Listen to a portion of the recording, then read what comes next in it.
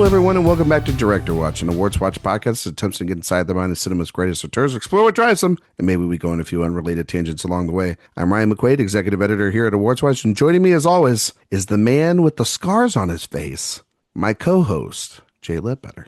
Would you like to know how I got these scars? It's something that we have been it's the unspoken thing that has consumed this podcast. How did I get these scars? I think it's because you're clumsy and you were working in the yard with some brush and that hit, the trees hit you in the face and you got some scars there. Or maybe it's because I was watching The Dark Knight so hard that I fainted and hit my head on the side of a table because I liked it so much. Okay. Well, then now that just sounds like something's going on in your house that you're not talking about, and we might need to explore that off mic. And I don't know if what the home situation is right now. Your wife did get to see Devil Wears Prada too. We're talking about one of the most important movies we've ever talked about. Maybe one of the most important films of the last 25, 30 years. Arguably the most important movie of the century from just a pure anthropological cultural perspective. Well, this is a question we're going to ask our guests here today, Jay. Is this the biggest movie we've covered? It's this and Cocaine Bear are the biggest of the 21st century. I mean, yes, but in director watch history. Oh, yeah.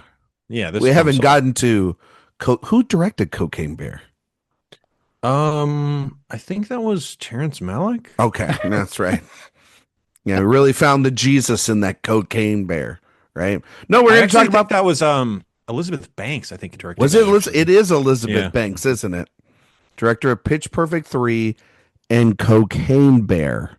Yeah. As one, and Charlie's Angels remake too. Mm-hmm. I believe that is correct. Honestly, she's building up a case. She's building up a case to be on this Soon show. Enough. God, she's just one G.I. Joe remake away from getting on. It's just a matter of time, folks. We're here to talk about The Dark Knight, the latest film in our Christopher Nolan movie series. And Jay, you're right. This is a big one. This is a huge one. This is, it's monumental. And so that only means that we had to have some big guests on, some old friends, some people here to help us fight the mob, as they would say. We, of course, have our old friend from InSession Film, JD Duran, and our oldest friend from InSession Film, because he feels like he's older than all of us, honestly, is Mr. Dave Giannini. JD, Dave. Hello. How are you gentlemen doing? I mean, Great. It's still kind of in shock that you asked me to be on this episode. Like, I honestly kind of feel honored that you brought us on. Why? Because it wasn't a piece of shit? Because we've been putting you on some... Though this year you've done well for yourself. No, I have, but this is a big one. As you mentioned, this is... What was Dave on last? He was on last for Black Narcissus, but before that, he did the Hobbit trilogy. Yeah. Yeah. God bless you. God bless you, a little David. bit of both. Yeah. Well, I had to balance out the average. You did 9 hours worth of, and they aren't really technically 9 hours, but it feels like 9 hours worth of shit Hobbit. Feels longer. Yes. Is that trilogy only 9 hours? No, it's still going right now, actually. It's still playing, yes. No, but as you mentioned, it's big, not only in blockbuster, but in terms of changing the game when it comes to awards. This is a big moment for an Awards Watch podcast to talk about this movie. So. I have to also say for JD, and JD was the first, sorry, Dave, not to be this person. JD was one of the first people I thought about when it came to talking about The Dark Knight. And the reason why is because the Why So Serious is literally in the intro music for InSession Film. Yeah. I have heard Why So Serious so many goddamn times over the course of the last 7-8 years, because I've listened to that show. We were a part of it and everything. And I also Jay and I edited episodes of Extra Film when we were there. And that beginning was always there. So I always had Heath Ledger's line there waiting. And not only that, but when we were just doing audio before we transitioned to video, whenever we did the intro and we would transition to whatever the next segment was going to be, we would always play the the Joker and Here We Go bit as well. Correct. So for years, for a decade, you would hear two lines of dialogue from this movie. Yeah, no other film has 2 lines of dialogue in the intro. So I was just like, well, clearly he's got to like it, because he wouldn't put it on his fucking show if he didn't like it. Because that's crazy just got to be was a first watch for me. Took 25 years. Took you how many years to get around to it? What, you didn't get spoiled at all? Finally saw it. No, I didn't know there's what's his name? Joker? Yeah, it's a pretty iconic character, Jay. I don't think if you ever seen it before. Gentlemen, I think Jared Leto played him as well. Either. What do you prefer, Jay? Jared Leto or Heath Ledger? Oh my God. When he sits in the middle of that circle of knives, that's my Joker. All right. I see where you're at tonight with this episode. Oh, God, Nolan walked so that David Ayer could run right into the sun. Mm-hmm. Not a David Ayer movie, though. No, that is very famously a studio butchered movie. Yeah, that's right. David Ayer would never direct something bad. Yeah, never. That's ludicrous. Yeah. What was that one? But I mean, if we're gonna be fair about it, I mean, no, that's true. But also, what was that? Didn't he do like a movie with Will Smith? You talking about Bright? Yeah, the Bright movie with the goblins or Joel whatever. Edgerton plays a goblin. It's like it's like a racial profiling movie with the police. Yeah, it was really good with Joel Edgerton and Will Smith. Yeah. Masterpiece, I think, is what people called it. Mm-hmm. Back in the spot in his filmography. A masterpiece of something, all right. I'll tell you that, JD. Yeah, I mean, wow. Yeah, people talk about it all the time. Kids dress up as both of those characters for Halloween every year. That's all I saw. Both of those characters that we definitely know the name of. Yep. My 3-year-old this year was like, I want to dress up as Gary the Goblin. The best part is I don't know if you're making that name up or not. Like, I love Gary. Way, fine. Exactly. We're not looking for accuracy here. No, there's David Ayer probably in his politics. That is really funny, it's totally fine. Gentlemen, we're here to talk about Jay, the big one. I mean, with Nolan, it's hard. We've talked about this. It's like 4 big ones. Yeah, it's if you have to pick one, this is probably the one. This is probably it. Yeah, like you gotta just say. Although I'm not sure it's fair to choose just one for Christopher. Well, Jay, we always play the game. It's your sick game of like if their card comes pulled. Christopher Nolan dies at the age of 157. Yeah. Christopher Nolan, director of blank, dies at 157. It's probably this movie, right? It's probably The Dark Knight. Yeah. It's probably The Dark Knight, right, gentlemen? Yeah. We're here to talk.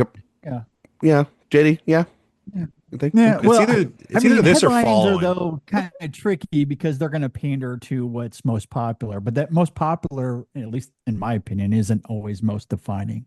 I think that's true. Can be different things. No, I'm saying more as cultural footprint rather than best movie, right? Yeah, because I mean, they might also. Spoiler alert! I don't think The Dark Knight is Christopher Nolan's best movie. Yeah, I don't think so either. But hot takes. Well, yeah, smoking right out the gate. Light that dynamite. But they, Oppenheimer might be the one too because he won all the Oscars with them and everything too. So that's he's got that guy. He's got a lot of big hits. I don't know if you guys know that or not. Like Christopher Nolan, big deal. But anyway, speaking of Christopher Nolan, we're here to talk about this movie. We're going to talk about it a lot. I feel like we're all going to get out, a lot of therapy out of this thing. Because this is a very important movie, I think, for our generation. I think that, anybody that was growing up or was youngish. And the generation older than you. Yeah, I was going to say, if you're Dave, youngish. Look, I'm going to beat you to this. There's no way you're getting to that joke before me. I know. I was close. It means a bit. We all remember it. We all remember when we saw this thing. This is a big deal. Ginny, I'm going to start with you. Before we get into The Dark Knight, Christopher Nolan, as a director, why do you like him? Why does he rock? Why does he rock the house? Oh yeah. gosh. Why doesn't he much rock the time do we house? have? You can say that too. I mean, I love Nolan because he's able to bridge spectacle with incredible sharpness when it comes to writing and sophistication in terms of character building, the themes in his films. Yeah, he's just the one of the quintessential big budget filmmakers that we have working today. And yeah, I mean, for reasons we'll get into with The Dark Knight, but I guess that would be the TLDR on it. Dave, if Christopher Nolan made a animated movie, would you watch it? Of course I would. Okay. So you don't. I mean, I'd probably tell him it was beneath him, but that's true. That's true because David, as we all know, is anti-animation. Anti-cartoons. He calls it correct. Cartoons. He thinks Hayao Miyazaki is a cartoon maker. You know what's crazy? He called him a bum on our show. You know what's crazy? It's a bum. Literally today, I just spent like $150 on a bunch of Hayao Miyazaki movies to own. So jokes on me. Jokes on you. You only bought them so that somebody else couldn't have them. And you would avoid watching them. And you went outside to go out of print. You went outside that person's house and went, na boo boo, fuck you. Not for you. Exactly. And they cried, and you just ate up their tears. Yep. But Dave, why do you like Nolan? So obviously lots of reasons to love Christopher Nolan as a filmmaker. The thing I love most about him is that he, kind of built his career from the ground up by making these giant spectacle movies. And then instead of bowing and kowtowing to whoever thought they were in charge, he used his cachet and his power to make exactly the movies that he wanted to make. There is almost no movie in his filmography that I feel like, oh yeah, it's just making that for the studio. It feels like he was actually making things he was passionate about. Like I actually just did an episode on my podcast about Interstellar and the fact that he makes a movie that's like, it's going to be about space travel, but it's also going to be about, you know what you should do? Always follow your heart. That's the movie he makes. And no one else could have gotten away with that kind of budget except for Christopher Nolan. So a true auteur in the big budget sense, which is something we actually don't see very often. Because usually when you're making big budget spectacle, you're working for MCU, you're working for whoever, and it's like you're just kind of a placeholder as a director. And that is definitely not true of Christopher Nolan. God bless him. Long may he reign. That is correct.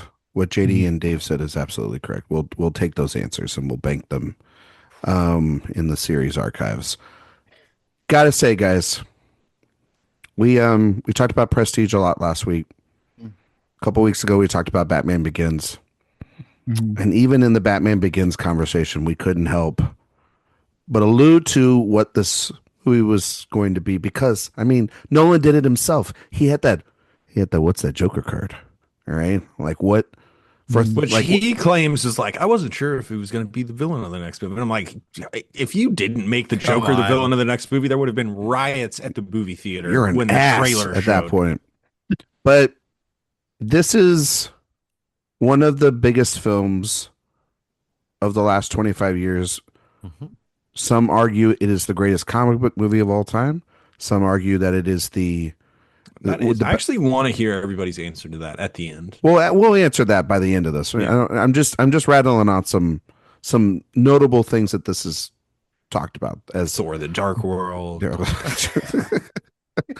Iron Man 2, but it's also from some people considered Nolan's best. It's also considered maybe a turning point once again for him, where it's he went to another level. He leveled up. A little bit of a level up. A little bit of a level up from him. It also can be considered one of the best films of the last 25 years. The best blockbuster of the last 25 years. There's a lot of superlatives that this thing could get. Yeah, and we're going to... A lot of expectation on this review, my man. A lot of expectations as well when you review The Dark Knight. So JD, I'm going to start with you. I know you've seen I know you've seen The Dark Knight. I know you have. All right, we've all seen The Dark Knight. That's not a secret here. Yeah. But every rewatch of this movie is kind of a different experience, I think. So for yourself on this rewatch, what's your history with this property? Do you remember seeing it in theaters? Do you remember that experience? I feel like we all have that. Yeah. And then what do you think of The Dark Knight still after all these watches? Yeah. Well, The Dark Knight is interesting for me because growing up, I was not really the biggest Batman fan or Superman fan. I didn't really have much of a relationship with DC in general. So prior to Batman Begins, I was a little laissez-faire, I guess, with it. Like I had watched the cartoon. I liked the cartoon enough, but I was more of a fan of Spider-Man and the Avengers. And so that was kind of, where my fandom lied at that time. And that probably played a little bit of a role as to my initial response to this film. But Batman, I have to back up a little bit because watching Batman Begins, that opened my eyes to what this character could be in a lot of ways. And also at that time, Batman Begins was 2005, I believe, and I would have been a freshman in college. And that context is important as well because I wouldn't have really even seen the Burton films at that time because they came up when I was like 6 and my parents never took me to see them. So I didn't see the Burton films until after all of this either. So I had nothing to compare it to really, especially as far as the live action Batman goes. I may have seen an episode or two of the live action TV show. Obviously that doesn't, that pales in comparison as well, given the direction that Nolan took.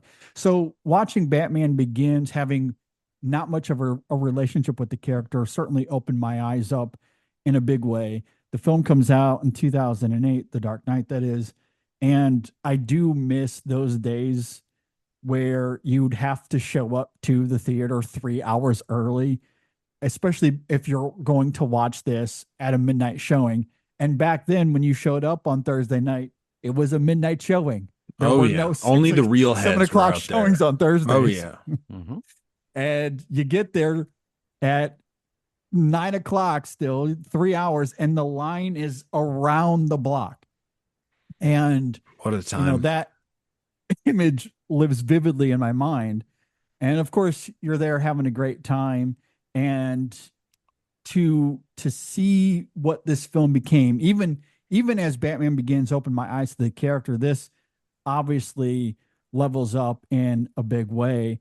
And, for all the reasons we'll talk about, it becomes one of, if not the most defining film of the 21st century, completely transcending the genre. It works as a crime saga. It's this moral thriller. It's a character study. It's a deconstruction of the hero myth. It's a commentary on modern surveillance.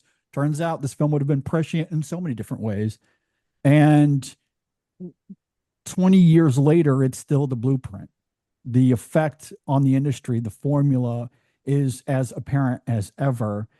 And good and bad. It's not just the good and bad. And it's not just the action spectacle of it.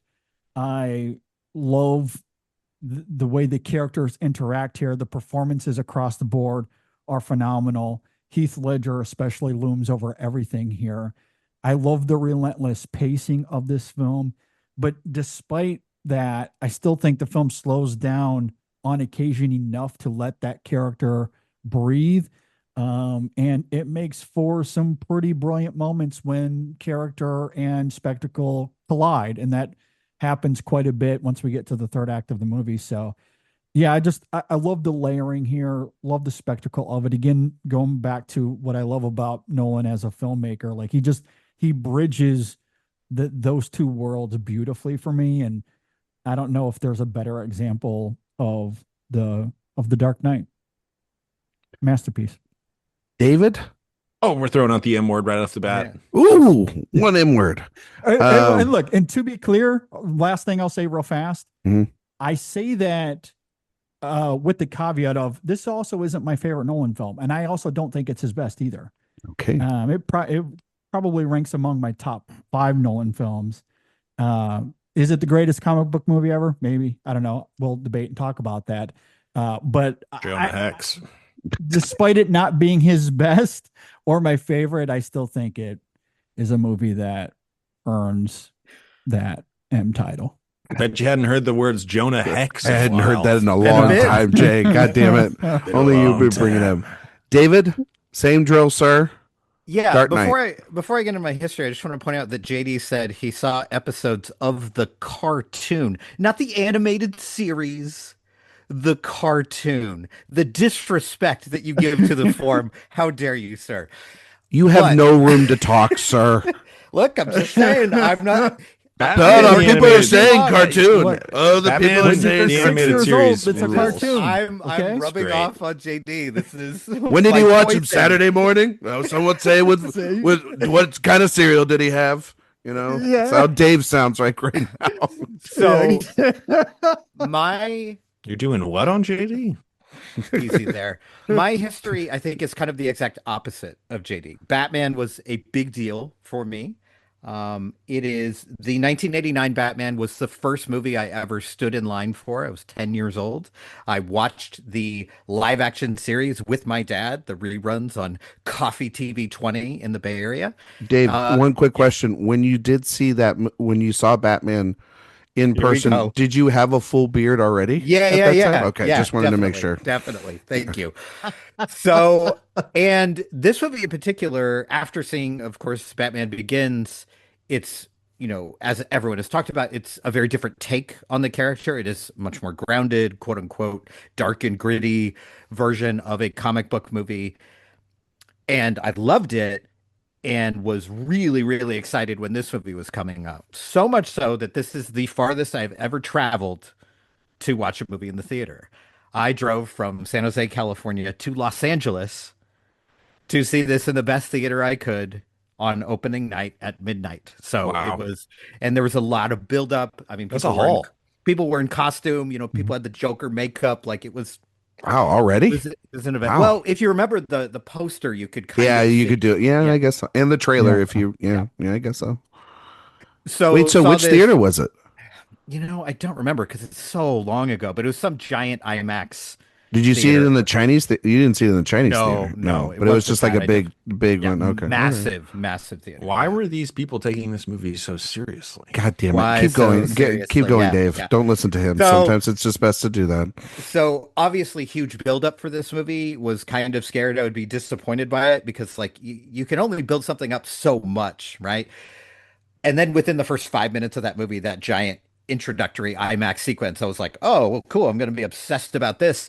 And I did not realize how obsessed I would be. Like, this is a movie I have literally watched dozens of times because it was, when it came out that year, it was my favorite movie. Bought it as soon as I could, rewatched it over and over and over again to the point of annoyance of people who were living in my home at that point. But then, you know, as with all things, there tends to be longer periods as a movie gets older that like, oh, I haven't watched this in a bit. And I think I hadn't watched this movie for 4 or 5 years before this watch again. And I was a little worried, you know, I don't know if you get like this, but when there's a movie I love and then I haven't seen it for a long time, I'm like, oh, what if it sucks? What if I was dumb in 2008? Maybe, because that's totally a possibility.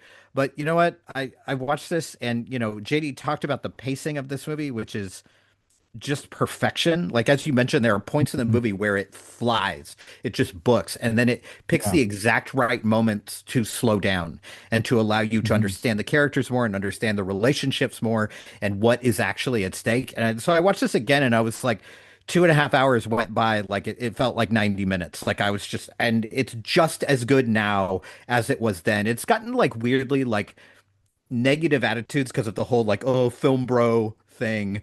You know, like, oh, you like Pulp Fiction and you like The Dark Knight. Fight Club. Yeah, they're really good movies. You got the poster on the wall. It's got one. It's a poster on the wall kind of thing. Sue me for liking good movies, I guess. But this movie absolutely rules. I think the only criticism I ever really heard about it was that Batman takes a backseat. It's the Joker's movie. But I think in many ways that is the point. Like it makes use of a lot of things in comic book history, like the idea that they're two sides of the same coin, the fact that things are getting worse because Batman is there, because he's a he's a freak in a costume and he attracts other freaks in other costumes. And I like that they play with that without making it complete text. Like, I think the script is just kind of incredible in that way, that if you know about that stuff, you're going to lock into it. And if you don't know about that stuff, it's not going to hurt the movie at all. Like, I think, and obviously Rachel Dawes is a giant leap forward in casting in this movie. I think it really works out for the movie how that went. And man, I had a blast watching this again. All fears completely out the window.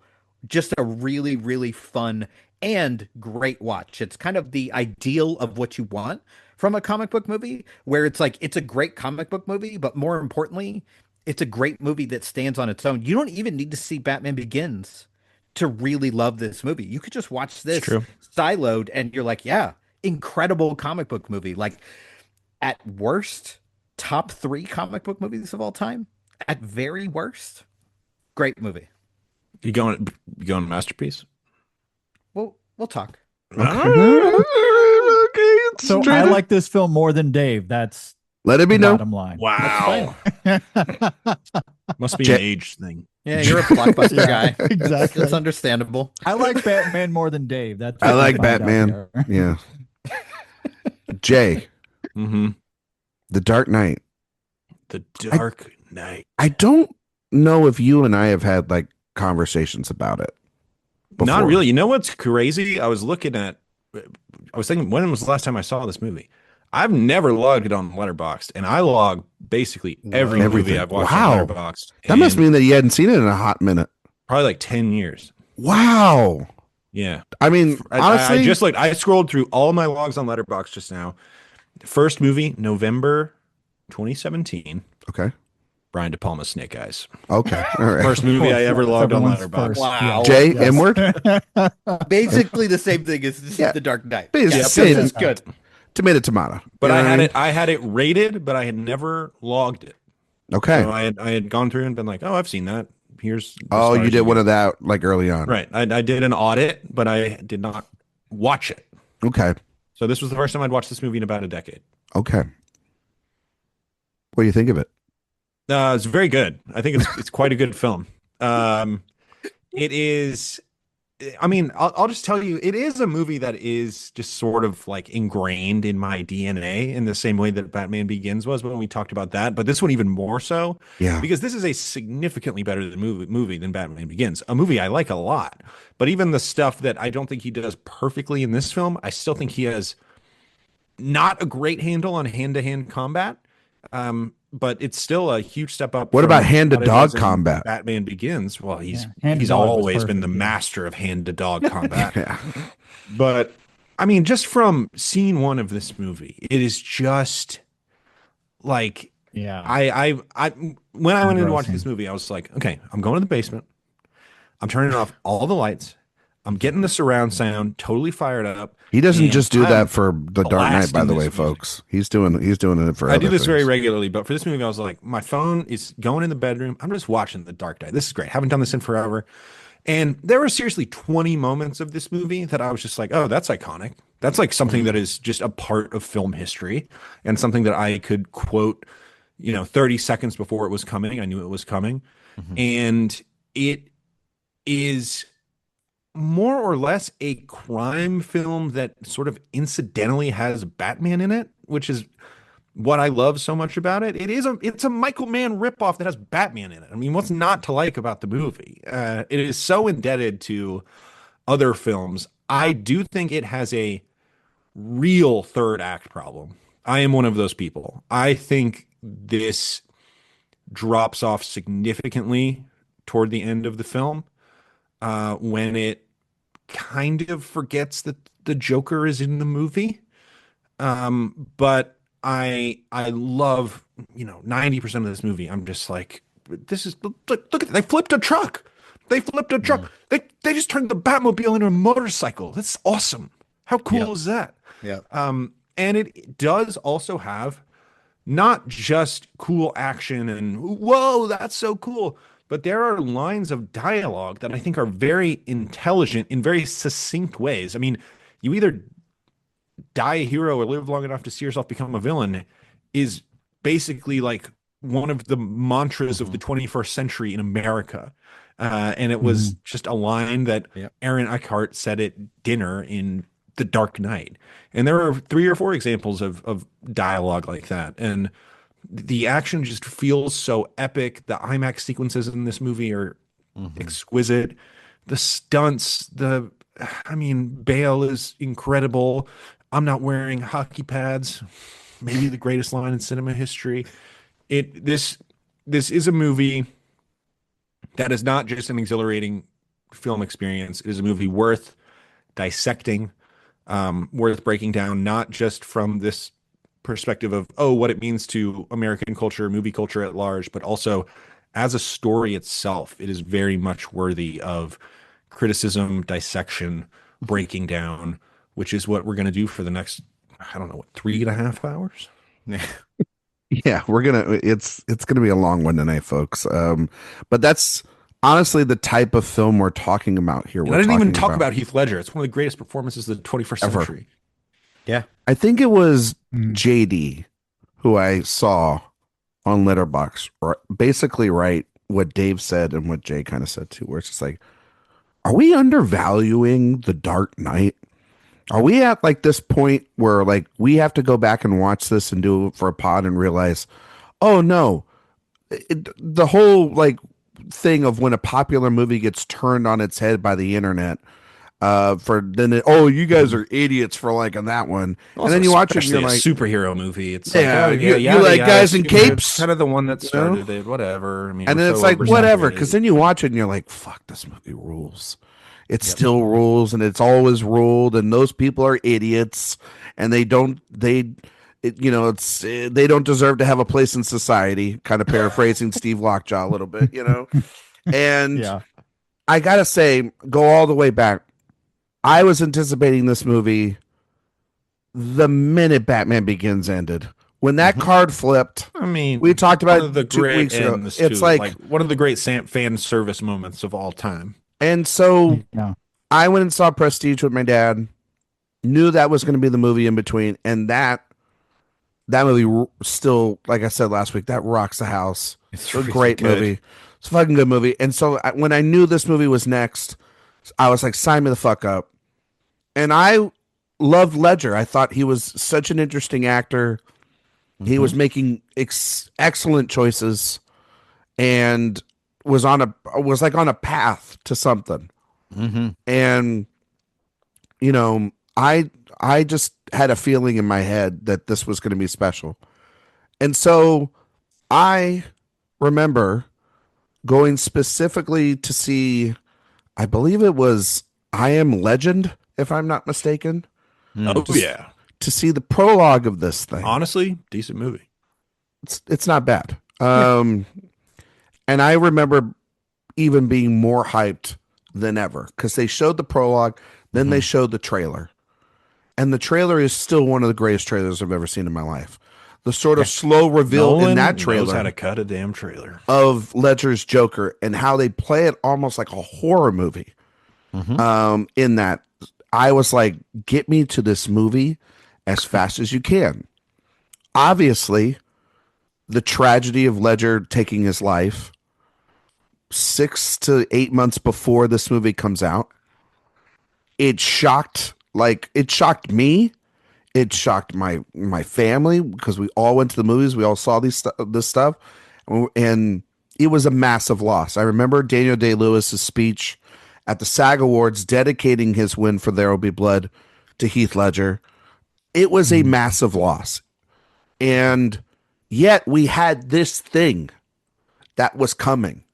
And the buildup for this was huge. I mean, it gave an extra macabre interest in this movie. I mean, this movie made 50% more box office because he died. It's a sad reality of it. I mean, it was the same thing as Paul Walker in Fast and Furious. That's the highest grossing Fast and Furious movie. There is a little bit of that, of just morbid curiosity as to, the fact, appreciation There's Right. that, but there also is like the fact that, I mean, a lot of people talked about it, whether it was right or wrong in the media, about like this was the role that kind of drove him to this point in his life of exhaustion and sadness and depression that ultimately took his life.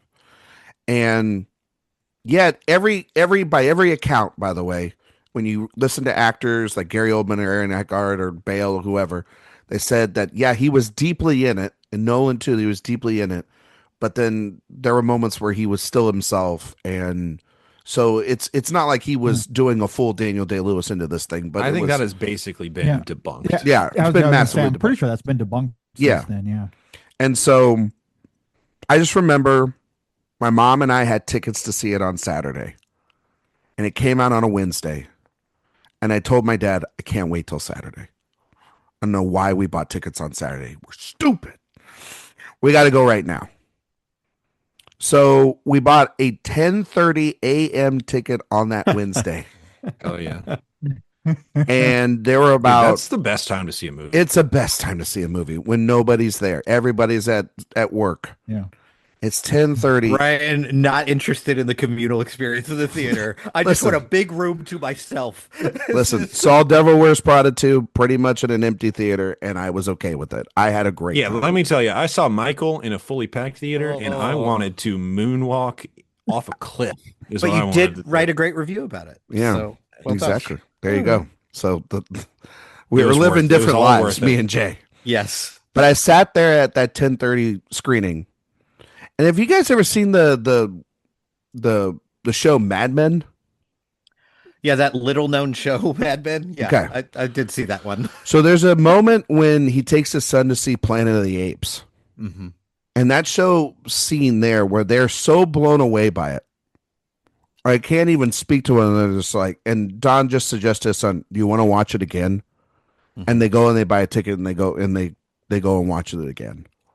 Because they can't describe like the feeling that they had, or can't even emote what they were, what they just saw.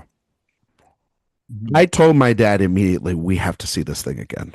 And he said, no, we have to go on our day. But it was truly one of those holy fucking shit. Mhm. This thing far exceeded any expectation I ever had. And it wasn't as mind blowing or as door shattering or glass shattering as the previous year when I saw There Will Be Blood, but it was as pretty close to the drug that I had, 6, 8 months, 9 months before. And I saw that movie on Saturday, and then I saw that movie again and again and again. Ryan will see a movie in theaters a dozen I times. saw that movie. How many times did you see One Battle? And this is before A-list. Like, this is... Yeah, I know. Where you have to pay for this was when the each one. this is before inflation. You know what I mean? You take inflation into consideration. True. Good point. But I saw One Battle 10 times in theaters. Thank you, Jay. That's Half of them were like, you do not have a child. yeah. Which, Well, hey, I don't either, but Jesus Some Christ, people- some 10 people- times. have got I it saw this figured out, I movie- guess. Other I saw- movies exist. Jesus. so I saw this movie like six times in theaters in full. And then I would do this thing where I would be going to see like Wanted or Mamma Mia You or gotta whatever see it was, Wanted. or whatever was Yeah. going on that summer, right? They curve those bullets. And I get there, they do curve those bullets. And That loom can tell the future. all right, asshole. Remember Yeah, I that? get it. Dude, That's my this favorite comic book motherfucker. movie, actually. Both So- Morgan Freeman movies. Hey, Yeah, here we exactly. go. Indeed. And so every time, my dad would drop me back off at the movies or whatever, and I'd say, oh yeah, I'm gonna go see this movie. It plays at like 4:30, and I get dropped off at like 3:45. I did that so then I could at least see 15 to 20 minutes of The Dark Knight. Yeah. Instead of watching trailers, I would go sit in a room because they didn't have assigned seats back then. That's the beauty of it. It's like what That's you right. guys were, what JD was Yeah. saying. So you just walk in there, and I'd see the interrogation sequence, or I'd see the opening, or I'd see the truck flip, or I'd see the ending, or I'd see. It's like watching YouTube clips. Yeah, it was like Yeah. any 20-minute, 30-minute. short form content. No, it was like getting a That's how drug you get fix it. for the It was week. the You know what I mean? original Like, Yeah. And then when I got the Blu-ray, I mean, it was all over. Like it was done. This was like an identity for a year or two, and I just thought this might be the greatest movie ever made because it is just like one where it is a relentless pace. The action is perfect. The characters are so well written. It's so focused. It is like a director who is like, it's like watching a basketball player hit his prime. Like, you know what I mean? They might have just like, it's like watching the basketball director be like, okay, you've had a good career. All right. But then now you've got all the tools in your pocket to go and this is when he becomes the modern master of blockbuster sound. It's when you're sound specifically. It is like watching an athlete take the leap where it's like, you've been an all-star for 3 years. You want to be the GOAT? You know what I mean? Like this is your entry point into being I'm Michael Jordan now. You know what I mean? I am not a role player anymore. I am not a interesting fringe top 10 player. I'm the man, and I'm gonna dunk it. Christopher Nolan is not Mike. Right, no, I'm just saying, like this is his like case you for like set Jay now. I don't want to be the one that throws cold water on the Dark Knight podcast, but we're throwing around GOAT. Well, he's probably more LeBron. On is that fair? Because he's not like in kind of that area. It depends the perspective that you're looking at. He is Christopher Nolan now. Is what he is after this movie. That's what on this thing though. He is the Christopher Nolan that we know. He's windmilling. He's like, oh shit, I'm not just making a Batman movie anymore. I'm making a literal cautionary tale about America. You know what I mean? I'm literally making a movie about, like JD said, about surveillance. I'm making like a morality tale. I did find it politically significantly more interesting now than the last time I'd seen it. Yeah. It is a movie that is, I mean, the Joker, if you look at the Joker politically, it's like a fascinating ideology. Not because he is obviously this agent of chaos, but his chaos is not about his own sense of chaos. It's about the reaction that other people have to his chaos, the overreaction from other people. When you have these things that don't entirely make sense, people will try to explain them in illogical terms and react in illogical ways, which is, I think, really what has been going on in America since the last time I saw this movie, basically. Yeah, last 10 years. And it was really interesting from that perspective. This is not a pro-surveillance state movie, by the way. That is ludicrous. Oh, no. No. Was lobbed against it when it came out. And since it came out, this whole thing about, conservative Nolan, however you want to frame it, is like crazy. It's honestly a massively, when you watch it, and I was watching it this go around, it is such a cynical movie. Like I was watching it and I was thinking like, for such an entertaining movie, it is like basically saying, a Batman, the cops, the system, all of it, fucking none of it can hold up. Like the whole trio of these men are just destroyed internally and externally multiple times by this entity, by this this personification of evil. And that whole scene, I think the best scene, one of the best scenes of this movie, and every time I watch it, I'm like, fuck, this scene is so good, is one of the other iconic lines. Jay, you mentioned the hero line that Dent says. I always think, when I think of the summary of this movie, is what Alfred says. He said, some men just want to watch the world burn. And that story about what Bruce has to do to literally stop the Joker is burn down the trust of an entire, place with surveillance, and use this terrible weapon in order to stop this man, still using good faith by the end of it, but still using it nonetheless. And still, after he stops him, it's like, no, you thought I was just going to fight you and that was it? No, I'm way, way more steps ahead of you.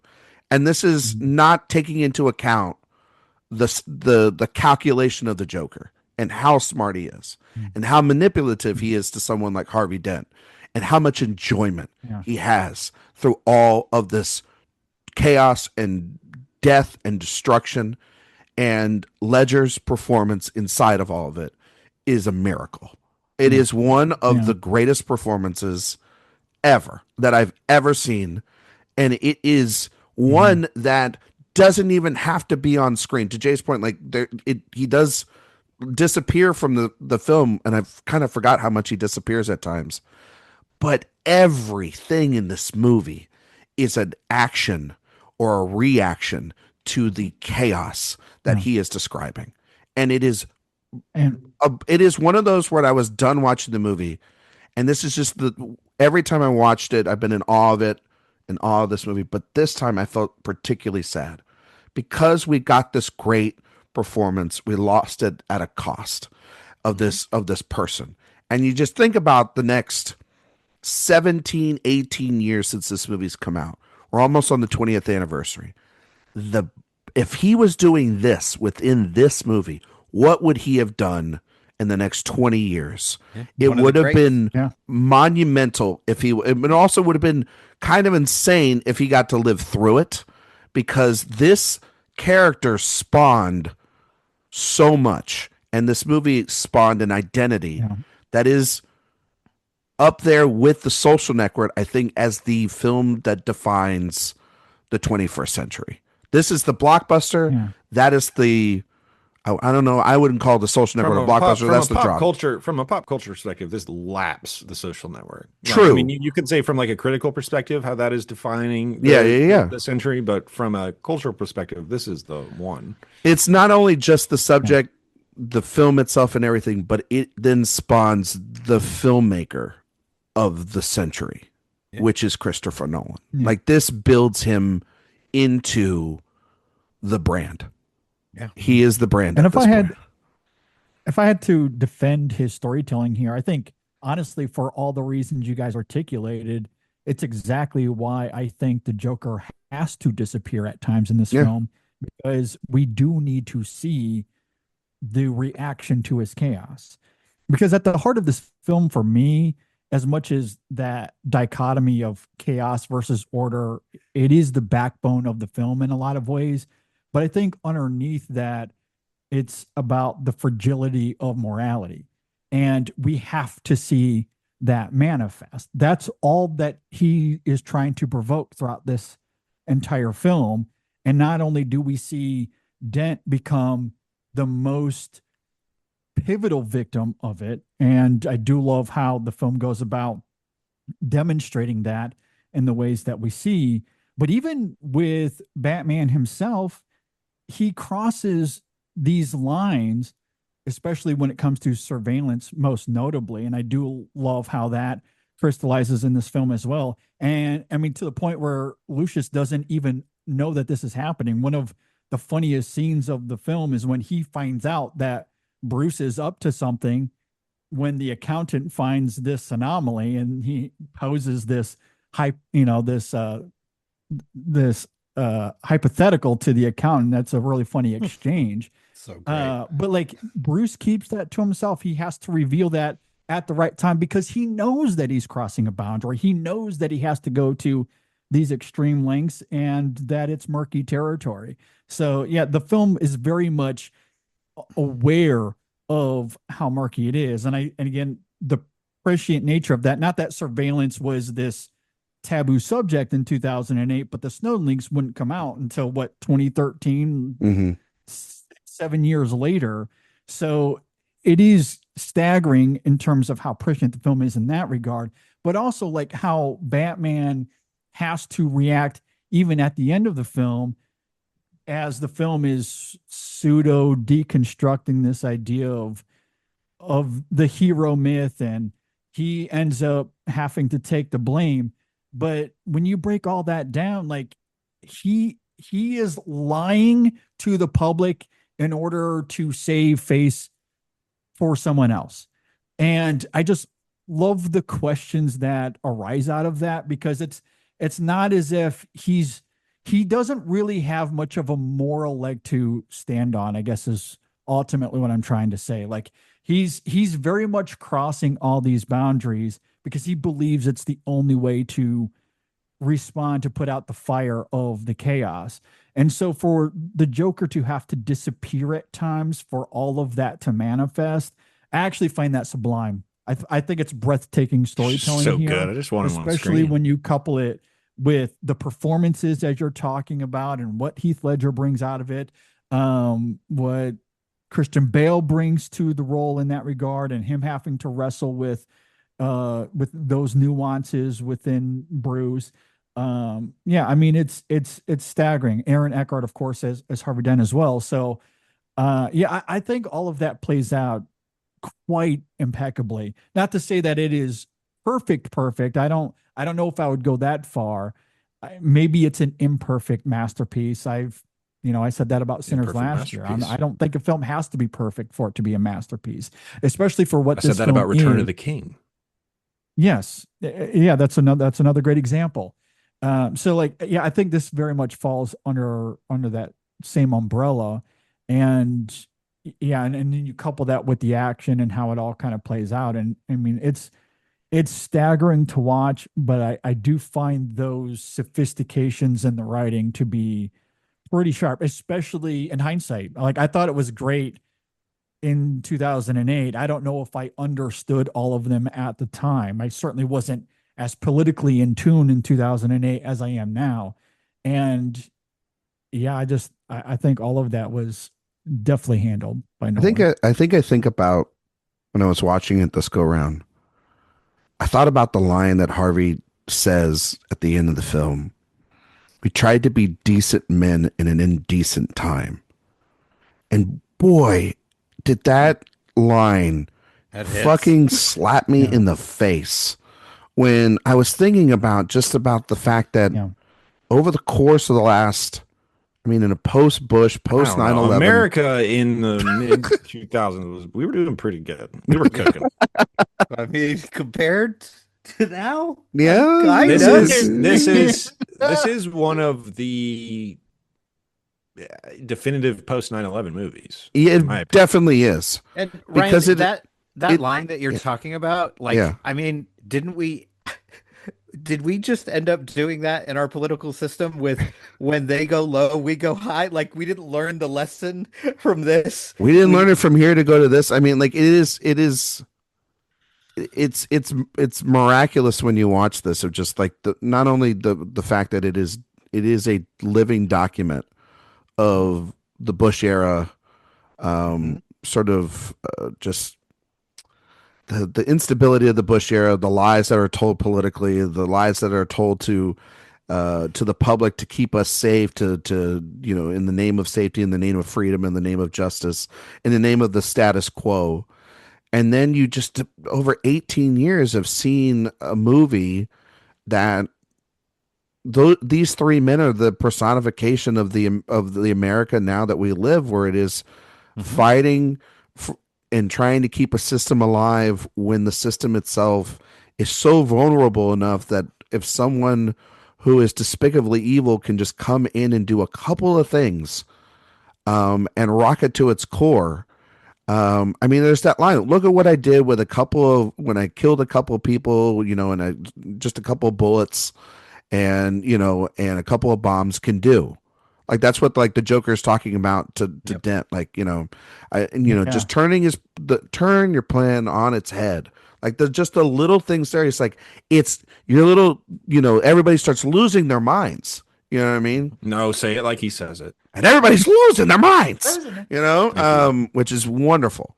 But he's like he's not a monster. He's just ahead of the curve. No, he's a monster. No, but that's the line. That's the line in the film, Jay.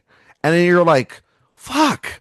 Like this is what happens when you inject massive, unfiltered evil into a plan, but it's also as much about the iconography. It's like the memorability of the murder. It's not about we have spent I don't want to get into this. I was going to talk about like real world stuff. I don't want to do that. Do it. It's fine. Well, no, but I mean, just think about how the killings of individual people have become complete rallying cries for folks. Meanwhile, while these mass shootings are essentially like hand waved away, right? Yeah. And it's not about what occurs, like the physical result of what happens. It's about the iconography and the visuals and the aesthetic of what is happening as some sort of representation of what's going on, which is why I think this movie is largely in line with what I think is Nolan's true obsession. Everyone says Nolan is obsessed with time, which he is, but his true obsession is identity and perception. Did you inception yourself there? No, it's not Inception. It's I was perception. sure you were going to say Perception. clowns. Now I'm disappointed. But Perception and the way that people present themselves is Nolan's true passion. And this is a movie, that line, you either die a hero or live long enough to see yourself become the villain. And then, you know, from Dent revealing himself falsely to be Batman to Batman then deciding that him becoming the villain is the best thing for the city of Gotham. It is about the manipulation of reality to the public and how that can change the perceived reality of Gotham City. Gordon literally faking his death in order to stop it. Lying to his family. Yeah, and how the Joker, this guy in makeup and a purple suit who has this tight iconography, him being a murderer is enough to completely upend the city in ways that if he was just a guy with a gun, it wouldn't have quite the same impact. Yeah. And so it is this idea of two people facing off against each other who are trying to represent more than themselves, battling each other. They are in many ways complete equals, you know, mirror images of each other, funhouse mirror images of each other, battling and resulting in, at the end of the day, sort of, I mean, it's the classic second movie thing, right? Where at the end, you know, Luke staring out the window in Empire Strikes Back with the fake hand. It's like, I don't know where we're going, but it feels like a little bit of a loss at the end. Well, I mean, Jay, I texted you. I was like, is this the Empire Strikes Back of our lifetime? Like, this really is. I mean, like, this is a movie where it's like, I mean, obviously Star Wars is a better movie than Batman Begins. But like, this is that elevation of like, and it's even more dour in this thing than it is in Empire by the end of that. Like, you know, they have a plan to go and try to rescue Han at the end of that thing. This is, the world has to reject the idea of hope that Bruce is presenting in order for stability to be brought back into the average lives of Gotham citizens. And his hope, there's arguably a better way they could have approached it, but you know, it makes sense from a narrative perspective. But it makes sense perspective. It makes sense totally from the fact that I think it makes sense from the fact of, and go with me on this. I watched this movie this time, and the criticisms also, I think JD mentioned this, or maybe it was Dave, about it's not a Batman movie, it's a Bruce Wayne movie, and it's actually a Joker movie, or you know. And I watched this. This is a whole movie where Batman is trying to desperately, and Bruce are trying desperately not to be the hero anymore. They do not want to be doing this night after night on the rooftops. Like he is rejecting the idea of Batman. Yes, for selfish reasons of wanting to be with Rachel and wanting to be in love. He's not rejecting the idea of Batman. He goes to Hong Kong in a jet. No, but he's doing all that to serve the idea that Harvey Dent is his replacement. That someone legitimate. Sure, he would like that to happen. Yes. He would. He doesn't pushes him toward that as well. Yeah. Jay, he doesn't just like that to happen. He is craving that to happen. You're talking about he's going to Hong Kong. He's doing a fundraiser for a guy when he's not even up for re-election. Like, he is setting this man up with money and resources for life. I'm with you. He is not rejecting the idea. He is looking for an alternative. And he has found it. He's pinpointed. He's talked about, like, he is studying. And, you know, when you first watch it, you think, oh, he's studying this because he's trying to, like, you know, look upon it as the guy that's in on his girl, right? But when you really look at it, it's like, no, he is trying desperately. And by to get out of that cowl and let Dent take over Gotham. And that line when he tells Rachel is that he locked up half of Gotham's criminals in one day and didn't do it without a mask. Like, and then the idea of like when he's telling him not to beat up Zaz, or when is he ends up saving him and not Rachel. Which is they do the Silence of the Lambs trick on that one. They do. He says it's Rachel. You think he's going to Rachel, and then his whole sacrifice at the end of that is to continue to make Harvey Dent the literal hero and taking the responsibility that what Harvey did for him earlier in the film, really, which was like, I will take the bullet for you. And so that and he says, I trusted that the Batman would have my back.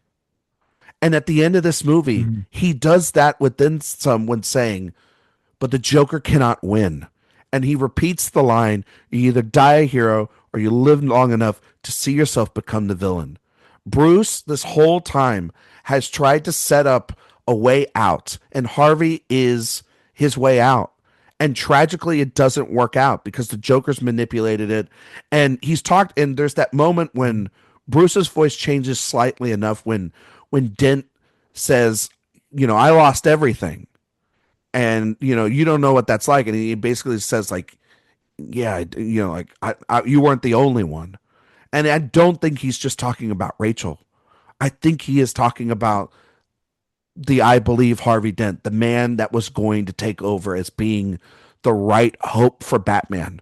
Because that's really what Bruce's parents were trying to do. They weren't doing it alone in Batman Begins. They had a bunch of people. They were the driving force of hope. And how did they do it? They didn't do it by beating up people in the middle of the night.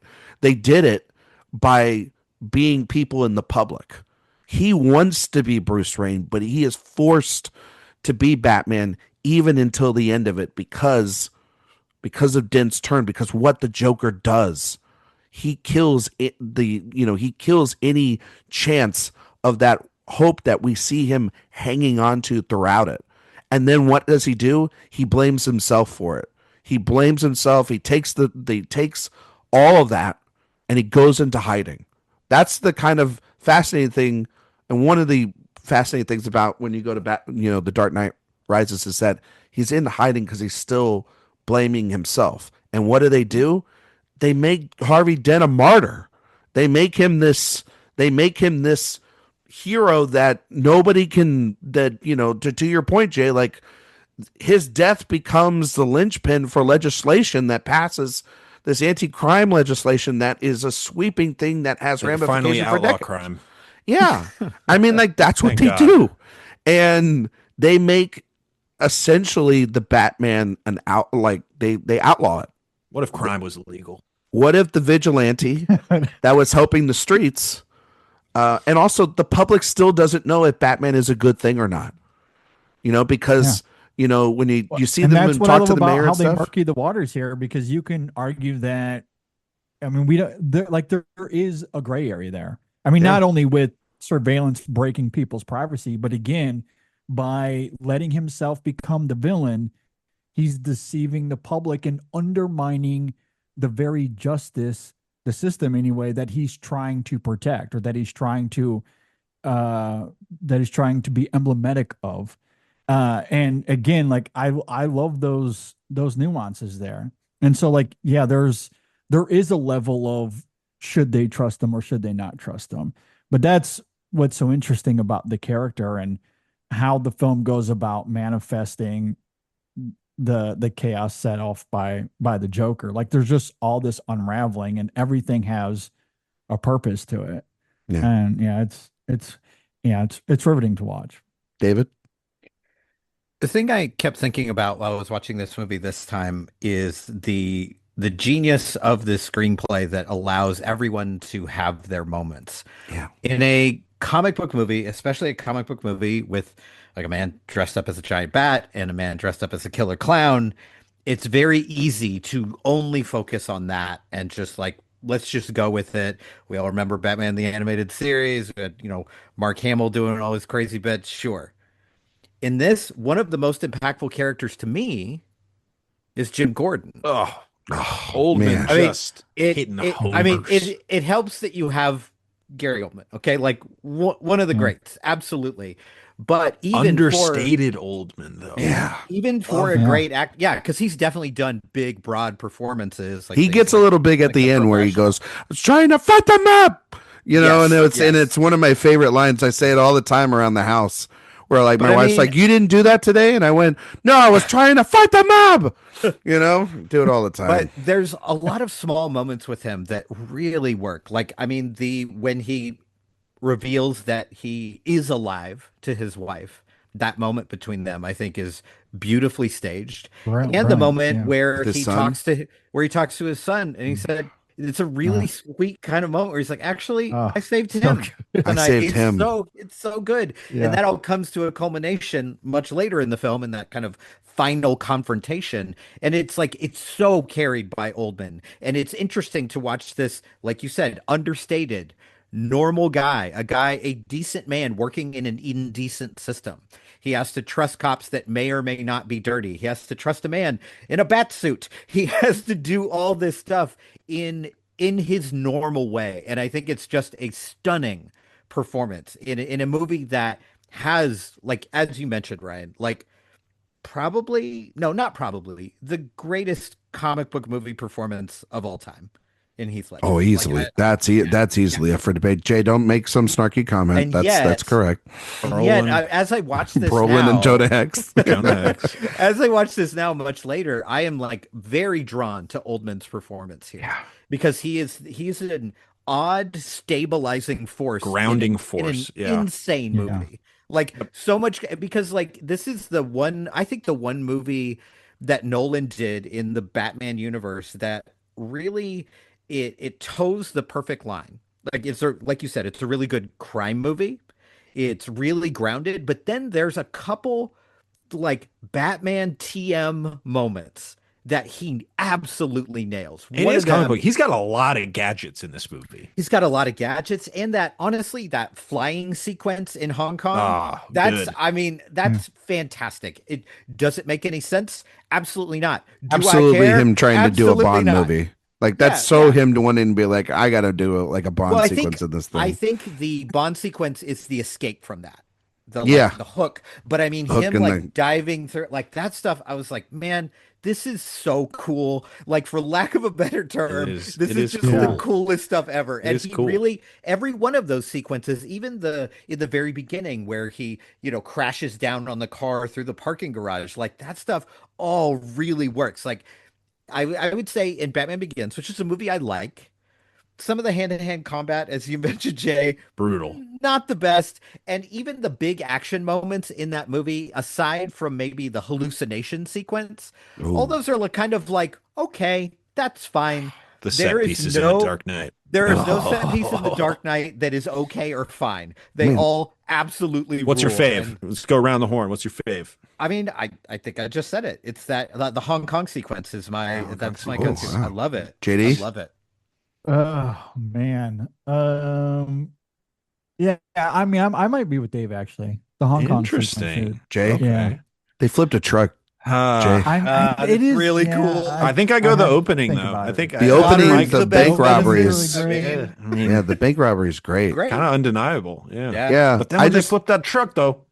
They flipped that truck, and I get with the flip truck sequence. I also get the Batmobile getting turned into the Bat Pod, which is just cool, man. I tell you this: when that happened, I was in high school when this thing came out, and I could tell you this: I had no idea that was going to happen. Nobody did. I was right next to my dad, and I remember going, "Wow." Like, I said, wow out loud. It kind of feels too silly to be in this movie. Yeah, but it is, and but that's it makes what sense. Batman Begins too. Is Nolan was not afraid to be a little comic booky, which is what later movies that they miss the mark with. Like, what's so awesome about Christopher Nolan movies is how seriously they take stuff, and it's like No, there's like goofy stuff all over this movie. Yeah. Where do they? Why He does both. That's what makes him one of the greats. The balance he can do both. is pretty remarkable. Yeah. The Joker literally pauses because the hospital doesn't blow up. Yeah, that which was an ad-libbed moment thing by Ledger. They just he ad-libbed that thing. Yeah. And they just went with it. It was so good, but it like this movie does have like humor in it, but it is not like everything is so freaking funny. Like but it also has so much implied violence. I mean, it is the pencil scene. The moment that I remember really shocking me watching the movie was when the body flies at the mayor and smashes into the window out of nowhere. I was like, "Oh, this got me this time because it had been so long. Yeah. It's been so long since you've seen it." That or when the implied violence of that he probably slit Gamble's throat. Yeah. You know, and I mean, also the magic trick is the magic trick, which is one of that. I remember seeing that when I first saw it in the theater, and I was like, my mouth was on the floor. I was like, I mean, it really is one of those moments. It's one of those moments where it's like, I didn't know you could do this. Yeah, you couldn't do, and it doesn't show any blood or anything, so you can get away with it. He's so smart about it. Yeah, move over, John Wick. Like when John Wick was saying that in the movie, I was like, Joker did that already. I don't know what the fuck you're talking fucking about. Pencil. But it is like, I mean, the number of times that they cut away a second and a half before some intense act of violence occurs. Like before Rachel blows up. It's crazy. Yeah. You know? Yeah. Yep. I mean, which is, I mean, yeah. I gotta tell you, one of the most quotable lines for a long time. One of the most quotable lines of all time was Eckhart going, Rachel! Like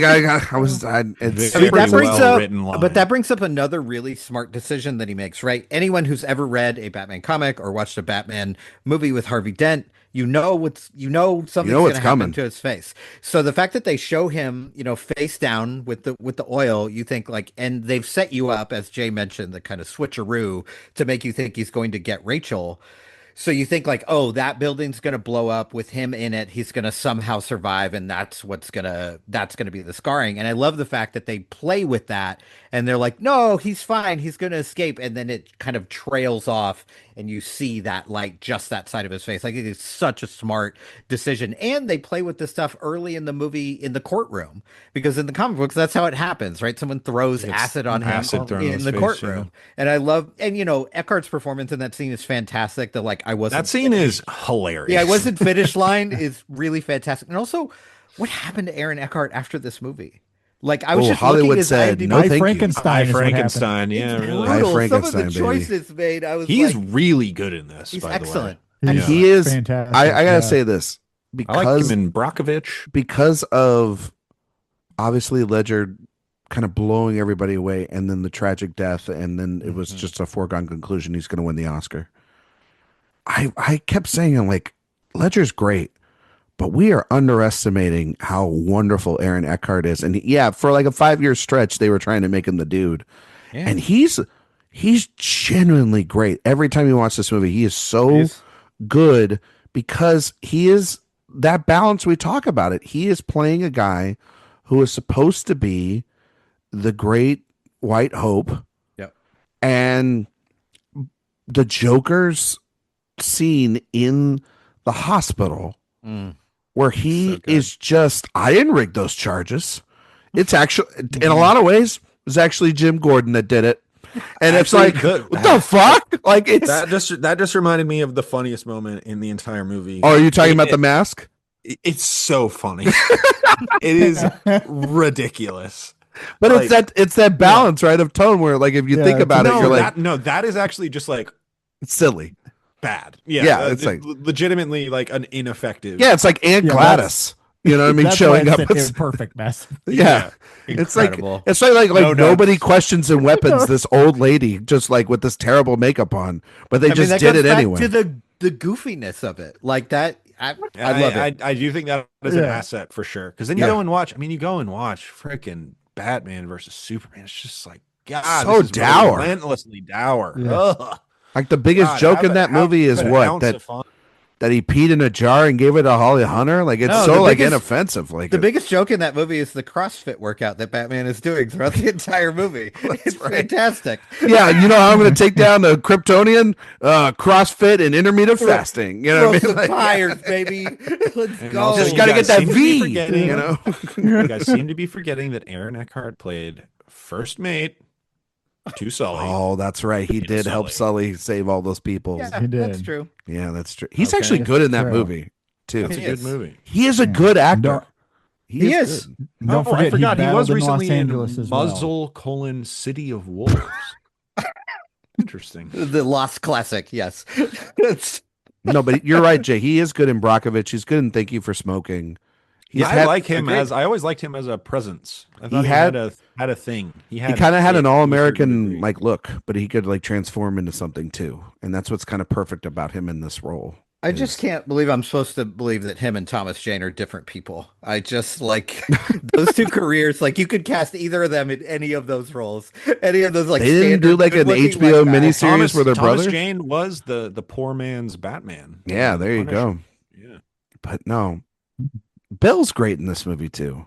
Like I don't think. Yeah, he is really good here. I know there's all the imitations and everything, and this is really when the voice got to like an absurd level of people like the Cookie Monster. Yeah, where is he? You know, all that stuff. Well, yeah, it's because he gets to say lines that are a little more. I'm telling you, he gets demonstrative. He says I'm not wearing hockey pads. I'm not wearing hockey pads. It's not just where are the drugs. We've actually moved on to something. What's the difference between you and me? I mean, there are dialogue sequences where he is talking in the Batman voice. There's an interrogation scene where he is Batman.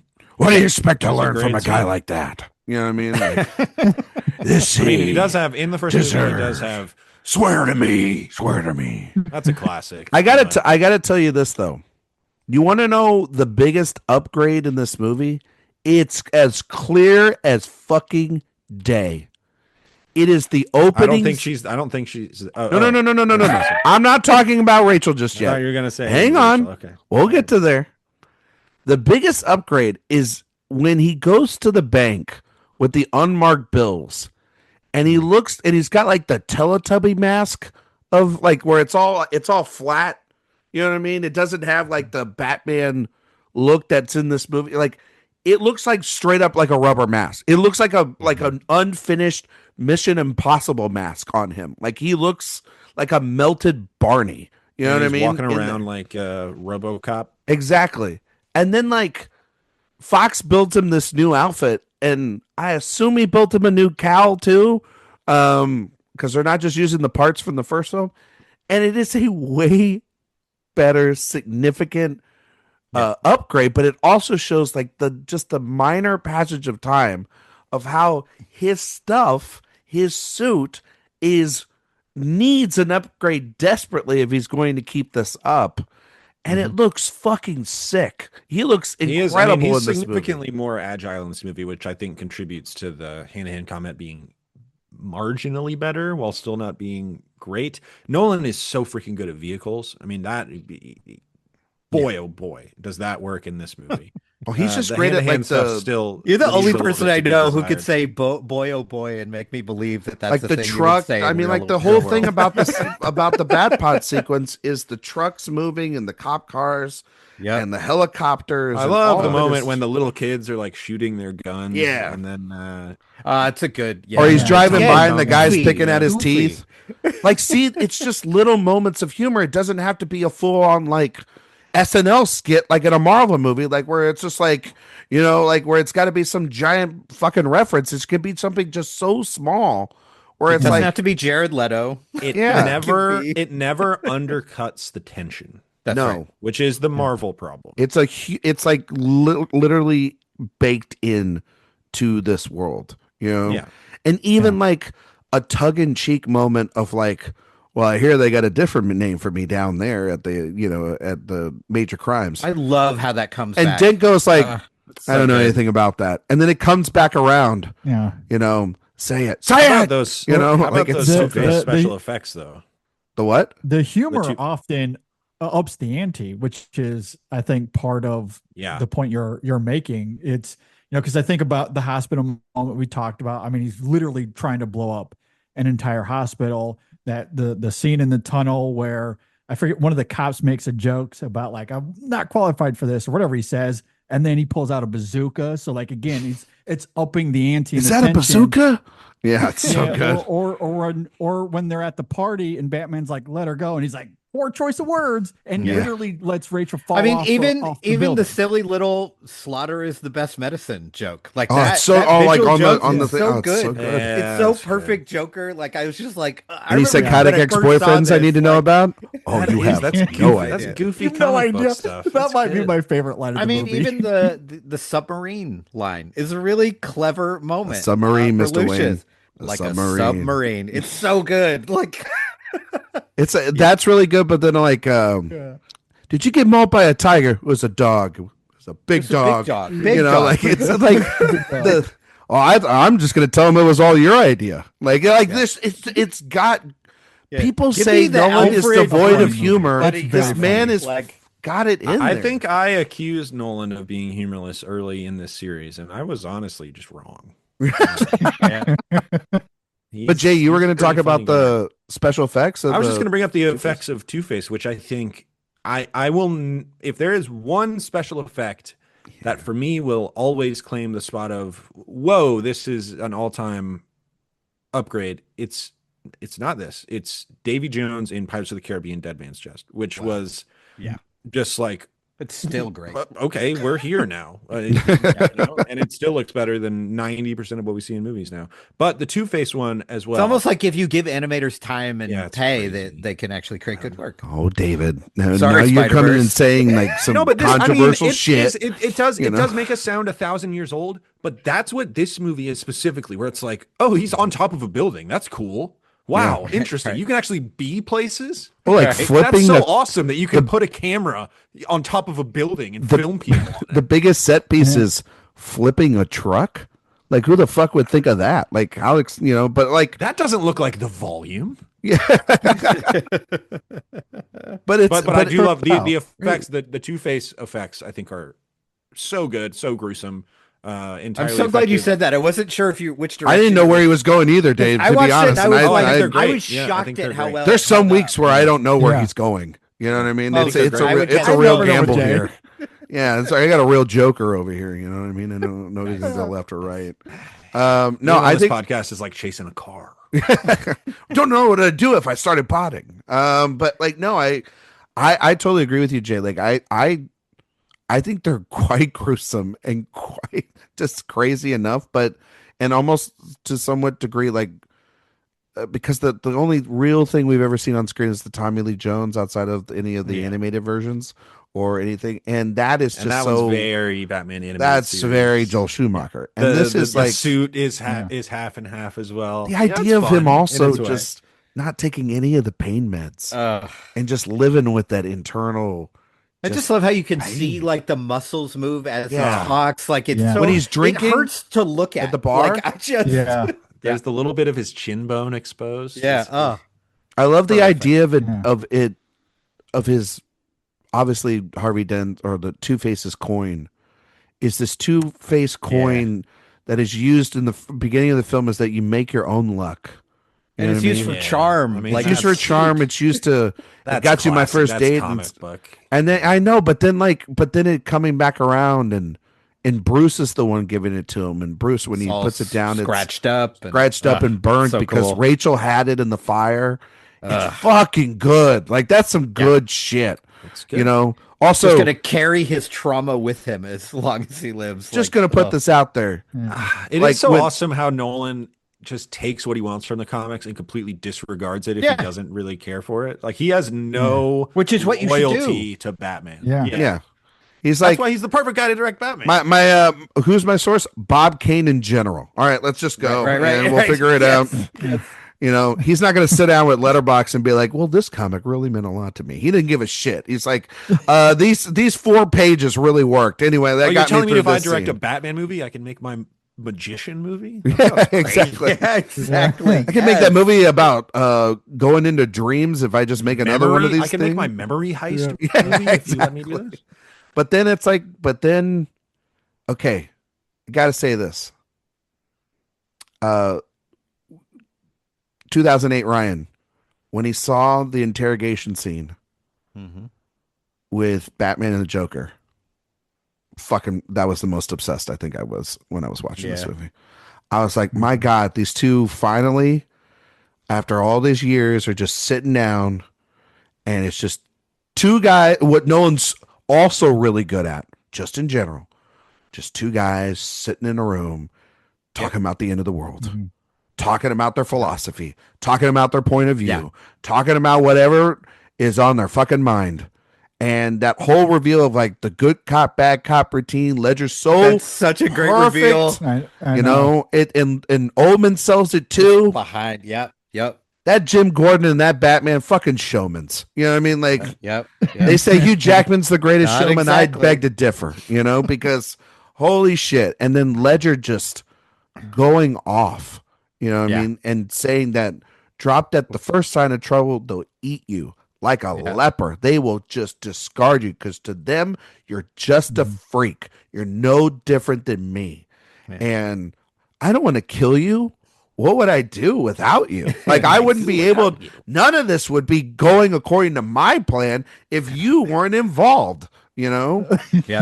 For me, one of the best moments of that entire scene is when, you know, Batman reacts with physical violence and Joker just laughs. It's just like, with all your strength, there's nothing you can do to me. Like, I'm beyond a fight. Like, it doesn't matter how hard you hit me. Go ahead. You're still going to lose this because I am, as you mentioned earlier, Ryan, like, I'm 9 steps ahead. Yeah. I know exactly what is going to happen and what choice you're going to make. Like, it's I'm inevitable. So good. To quote another comic book movie, I'm inevitable. So you mentioned like two guys talking in a room. So you're saying Dark Knight walked so Oppenheimer can run? Is that maybe that might be it? The biggest compliment I can give the Ledger performance is, and some of this has to do with the physical. I've been waiting for you to compliment him. You haven't done it all night. I don't. Yeah, why do you hate this performance? I don't it's think weird. about the Joker as Heath Ledger. He's just the Joker in this. Yeah. I mean, it is. This is just the Joker. Joaquin Phoenix as the Joker is Joaquin Phoenix as the Joker. Jack as the Joker is Jack. And then he's just Jack, not even as the Joker. That is him inhabiting his sort of literally Jack persona Nicholson. As the Joker. Every dance with the devil in the pale moonlight. And with Joaquin, I just see like his weird Joaquin, like he's like I've seen the Master. I've seen the Master. That's what it is. Ah, nice. But can I tell you? With the Dark Knight, it's like this is just the Joker. How did they get the Joker out of jail to perform in this movie? That's weird. That's just broke him out of Arkham. That's the thing. Is like that's what I mentioned it earlier. It's like he went to a massively dark place, and you know there was. I mean, he went fairly melty. The only thing I can compare it to is Sugar. I was thinking which I was again thinking is another performance where it's just like I was thinking Bill the Butcher. They ripped him out of hell and put him in a movie. That's interesting. I was thinking Bill the Butcher a lot from like what the links that Daniel Day-Lewis goes, where it's like that guy is like. But that's external stuff. I'm talking about purely on screen, how it feels watching it. I don't need to know anything about how he sat in a dark room and watched snuff films for 3 months before he played the character. I'm talking about that's Jared Leto. Calm down. Yeah, that's Jared Leto. And sent like shit in a box to people. Like I get that. So you know much what I mean? Joker lore. But no, but like, saying, but no, I know what you're saying, Jay. You watch this movie in 50 years, and you are just like, where did they find this person? Yeah. But that's what. But Jay, that's any context. But Jay, that's what I'm trying to say. Is like miraculous. It's like when I watch Lincoln, I don't think of Daniel Day-Lewis as Lincoln when I'm watching that, because I've seen a ton of movies where people try to be Lincoln, and it's like holy shit.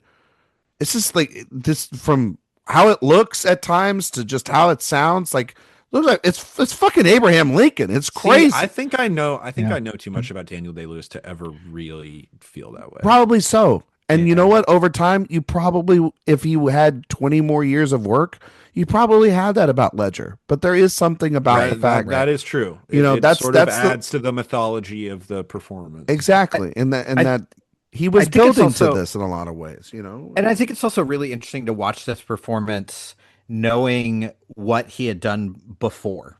Like if you look at stuff like a yeah. movie I love, by the way, 10 Things I Hate About You, right? Mm. Could not get further away from this performance. He's like he's like quote unquote a bad boy, but like not really. He's just very charming and very cute and very nice to look at. And it's like all of that is removed here. Every bit of that type of charm and those good looks, they do everything they can. Like even the scene where he's not in makeup and he's in disguise as one of the police officers, and the by the way, the makeup work with those scars is incredible. Incredible it is stuff. It's legitimately kind of uncomfortable to look at when it's when the makeup is not there. It's really uncomfortable to look at and really, really well done. But yeah, that performance is even though I know it's Heath Ledger, of course, I kind of forget as I'm watching it. And it like every 25 minutes, I'm like, oh yeah, that's Heath Ledger. And the makeup with the makeup, just to add a caveat to that as well, that's where the lick comes from, was the prosthetics on his lips. Mm-hmm. So like he just took all of made that it a character moment. But I will tell you this. Every movement he makes. To all y'all's point, I agree. When I'm watching this movie, I think of him. It's not Ledger anymore. He is taken on this personification of evil. He is the Joker. Yeah. But in '08 and still now, there is that line at the end of the film that always gets me a little bit in the heart, and it's got nothing to do with the plot of the film. But it's the line of like, you and I are destined to do this forever. Yeah. And it might be the only thing we talk about when we do our Dark Knight Rises review. What could have been. It's the rise of Skywalker problem. Yeah, it is. But like when I watched that, because Bale at the time was, and the reason why we all want Christian Bale to make one fucking good choice as an actor in the modern era to make a good movie is because not Bale, The Bride. That's not. No, still haven't watched it. Knocked it out of the park. That's okay. It sucks. You're fine. But I'll get to it. I know myself. Sad but true. I know. I'm sad but true. I'm a man of faults. I'm going to watch it at a certain point. I've seen it. Just do. And I'm not. That's not necessarily my thing, but I've seen it. I'll do it for free, as the Joker would say. But or he actually says, don't do it for free, but you know what I mean. Anyway, point is that he's Madden. That's his next thing. Madden. Yeah, he's in Madden. Oh, yeah, forgot about that. No, he's not. No, he's not Madden. Nick Cage. Yeah. Nick Cage is Madden. I can't believe they chose Nick Cage for that. David O. Russell, your guy, Jay. My guy. Disgusting. He's coming on for Oppie. Oh my God. Anyway, I can tell you a story about David O. Russell if you want, that was in the Oppenheimer year. I saw him at a party for Killers of the Flower Moon that year. And he was at a table with Reese Witherspoon and Reese Witherspoon's son. And I saw it from afar and I realized, oh man, that means that guy, if he's hanging around, that means that guy's going to be making a movie soon. Sure enough, he got the fucking Linda Rodstand biopic and the John Madden biopic. So it's like, we're going to get. Maybe the two of them can work on an AI project. That's what Reese is all about. I'm sure that, and it's based off like a book. Like, go right on ahead. Right. But I just remember Bale being like the guy.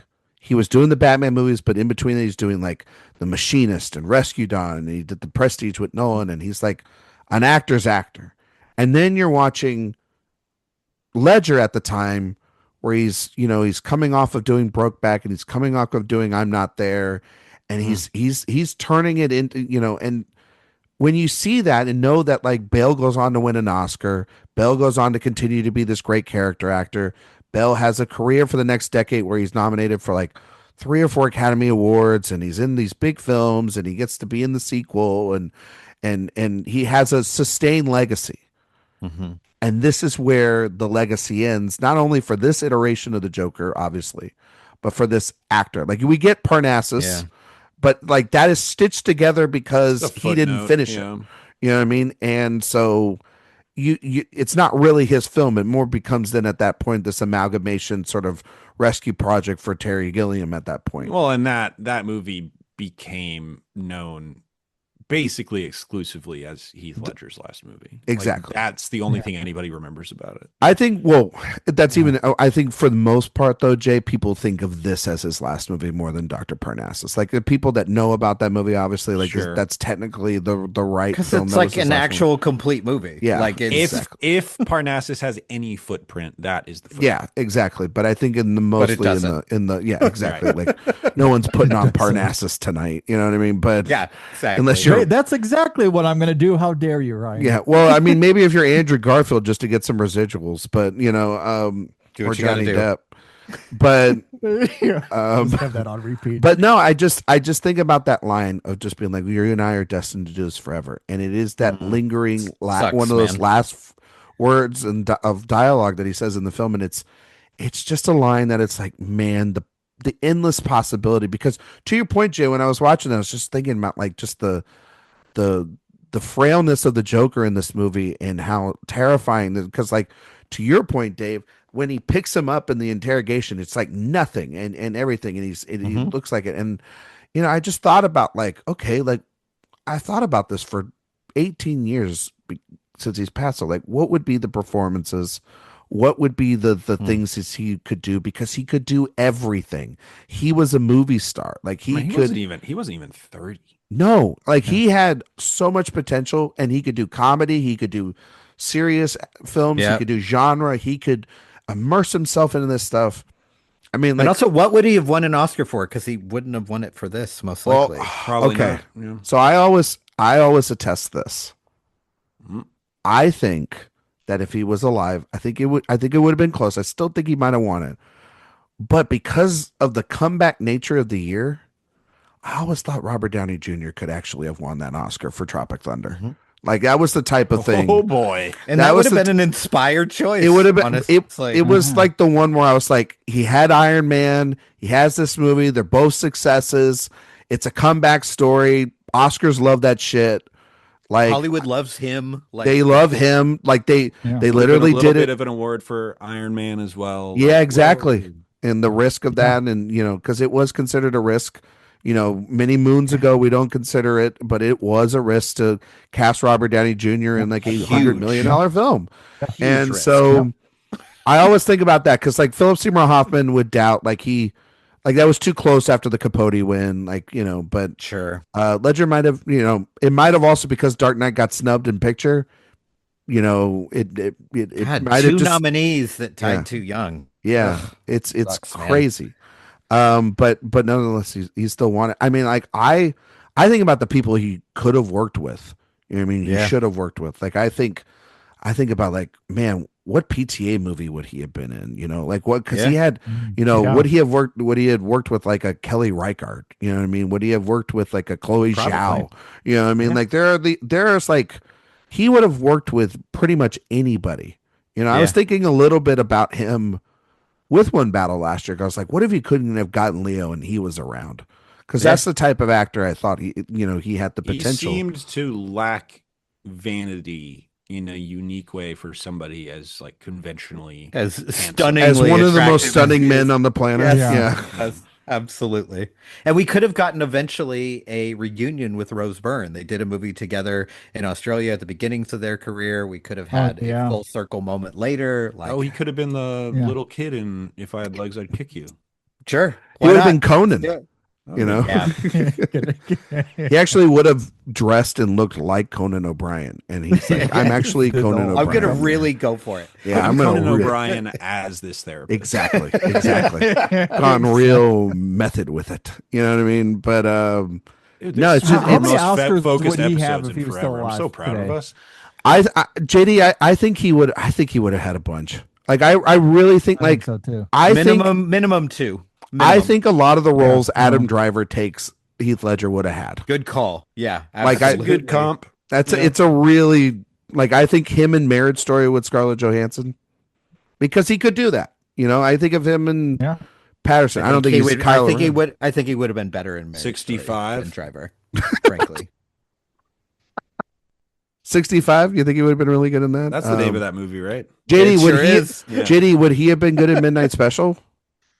Oh, he would have been in great the driver in that role. special. Yeah, he would have been I great. mean, I love Adam Driver. I think he's one of the best working today, honestly. But yeah, I think Ledger could have. JD's easily taking a done. stand. How It's a dare good you? comp. No, I think it's a. I know honest, I know it's a hot take. We are on a hot take podcast. Adam Driver, so I thought good I'd throw it actor. out there.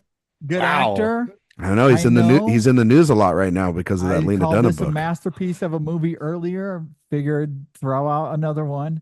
Jay, thoughts on the Lena Dunham book? Oh my God, I burned. You've through read that it, right? thing. Yeah, I loved it. Was this a real stocking It was stuffer? great. Yeah. You know, Yeah. there's no way he read that book. Not in a million years. Anyway, so 2 Oscars minimum is. I think so. I think so. Yeah. He would have had a lead at a lead Oscar at a certain point. Somebody would have worked with him. I mean, he You'd have good taste. after this movie, if he was alive, the world would have been his oyster.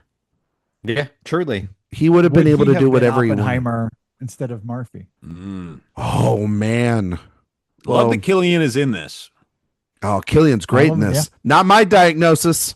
Like knowing full well. That's another great line. It's so good. Because it's so true. Because like, I mean, yeah, you're crazy, man. Like you are not well adjusted. Up. Like you know. Yeah, I thought about Scarecrow earlier when Jay was talking about how it couldn't have just been another guy with a gun to cause all this chaos. Like it couldn't have even just been another villain in the canon to cause all this. Like it had to be the Joker. Yeah. Like no other villain. Like I think that's a real showman. The Scarecrow back into this to demonstrate that no other villain matters. That he's like child's play compared to the shit that's about to occur. He's the warm up. Yeah, and also to show like these guys are still out there. By the way, this is Gotham City. You know? It's actually the thing that I think Nolan does much better than Burton did way back then. Is the first movie holds back the villains that you know. Like, comic book fans know Scarecrow, but he's not like one of the top 3, top 5 Batman villains. Whereas, like, okay, we're gonna wait, and then we're gonna bring in. It's exactly what the DCEU later didn't do. They're like, we just got to rush it all together. And Nolan showed a lot of patience, and frankly, so did Warner Brothers to allow him to come in here with this amazing property that they know people really care about, and granted, it's probably going to make money even if it's bad. So you have a little bit of trust there, but the fact that they're like, no, we don't need the Joker in the first one. We need we have Ra's al Ghul. Ra's al Ghul, which is like a really difficult villain. Like there's a lot of moving parts there, and he manages that at least well enough to get us to where we need to be to introduce the Joker. It's really. I talked about the screenplay of this movie being great. Also, like just the general arc of the first 2 movies. It's just really, really smart and shows a lot of patience. The rise and the fucking fall of this guy. No, I mean like, yeah, absolutely. There's that man. Okay, I don't know. This is maybe a good way to get into the Rachel Dawes stuff. Okay, because I know that she's thinly written. Flaw of the character in general, but god damn it, the stuff with the letter. Ooh, and that's brutal. And by the way, one nitpick. I'm gonna start. I got some nits to pick. But Alfred, read the fucking room. That was not the right time to give that letter. What are you doing, bro? Just like you know this guy. Hammer. You also you raised him and you kind of raised her. What the fuck are you doing? And you think it's like, oh, let me drop this in between your oatmeal? Like, what are you doing there? Come on, man. It's like, but but that scene also alludes back to, the same scene in Batman Begins, because he says, I'm going to prepare a little supper, prepared a little breakfast. And Nolan it's dialogue for dialogue, different meal. And then he says, all right, then. And Bruce then, at his lowest point in his life, when he's lost his parents, expresses that it's his fault and that it's his regret and it's the thing he couldn't do to prevent it. And it's 30 years later, and he's lost not only the love of his life, but his childhood friend, this person that he has had in his life longer than even his parents, and that he put all of his hopes of having a normal life into. And he says, I let that murdering psychopath kill her and kill Dent and blow him halfway to hell. And then Alfred saying, then maybe you shouldn't have stopped to think about getting rid of Batman. And maybe you should then accept the fact that you need to be this and that you have to stop him. Then do something about it. It's essentially Alfred saying, then do something about it because people need you now as shit has really hit the fan. And you've wavered back and forth. Alfred says, man up. Your punishment is to man up. And he does it obviously in a cool Butler way. Yeah, with a cool accent. He burns the letter. Yeah, he does at the end of the film. Yeah. We see him burn the letter. Yeah. But Bruce doesn't see that letter. No, he does not see that letter. Yeah. And that letter comes back around in the next film. But it is the idea of him giving it and then just kind of giving him because it's like he doesn't need another fucking shot to the system, but he needs. I'm just glad that Christopher Nolan found a way to work in like a tragic, romantic female. I mean, I do think she's better as a character in this film than in the first film. I do too. The bar is in hell, yes, but I think Gyllenhaal's good too. I think Gyllenhaal's fine. Yeah. I mean, she's not given a great deal to work with, but I think what she's given, I think she really sells. She's another cog in the system of hope, but she's telling him in this film. Maggie Gyllenhaal feels like more of a grown up in this movie. Yes, it absolutely. Does. We needed real actors. Creek. But there is that thing of like where she's like, I don't think you understand, man. Like your thing's Batman. Like you cannot hang everything on me for a normal life. And then she kind of just gives him what he wants. She gives him that kiss. And then she's like, yeah, the letter's not sealed, so you can read it, Alfred. It's like, it's fine. Like, I'm going to marry this guy, and you need to find some fucking peace.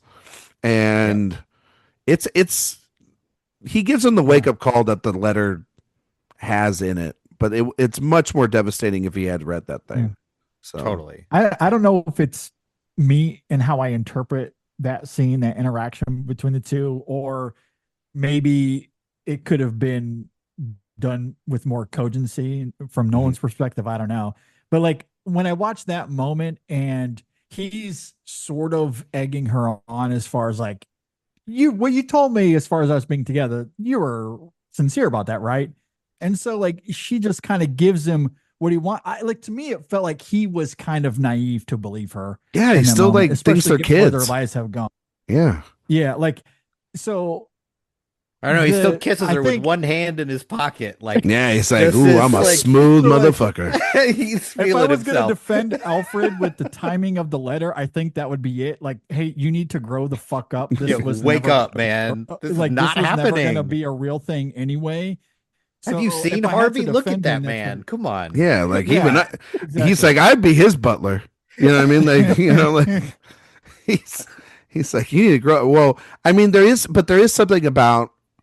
There is something about like, I know that it's a throwaway line of humor of like, yeah, well, 3 buttons is a little 90s, Mr. Wayne. Like there is that in the film, but there is something about like a lot of Bruce's style and a lot of his clothes and a lot of the way, and everything, like all the technology and everything for Batman is up to date.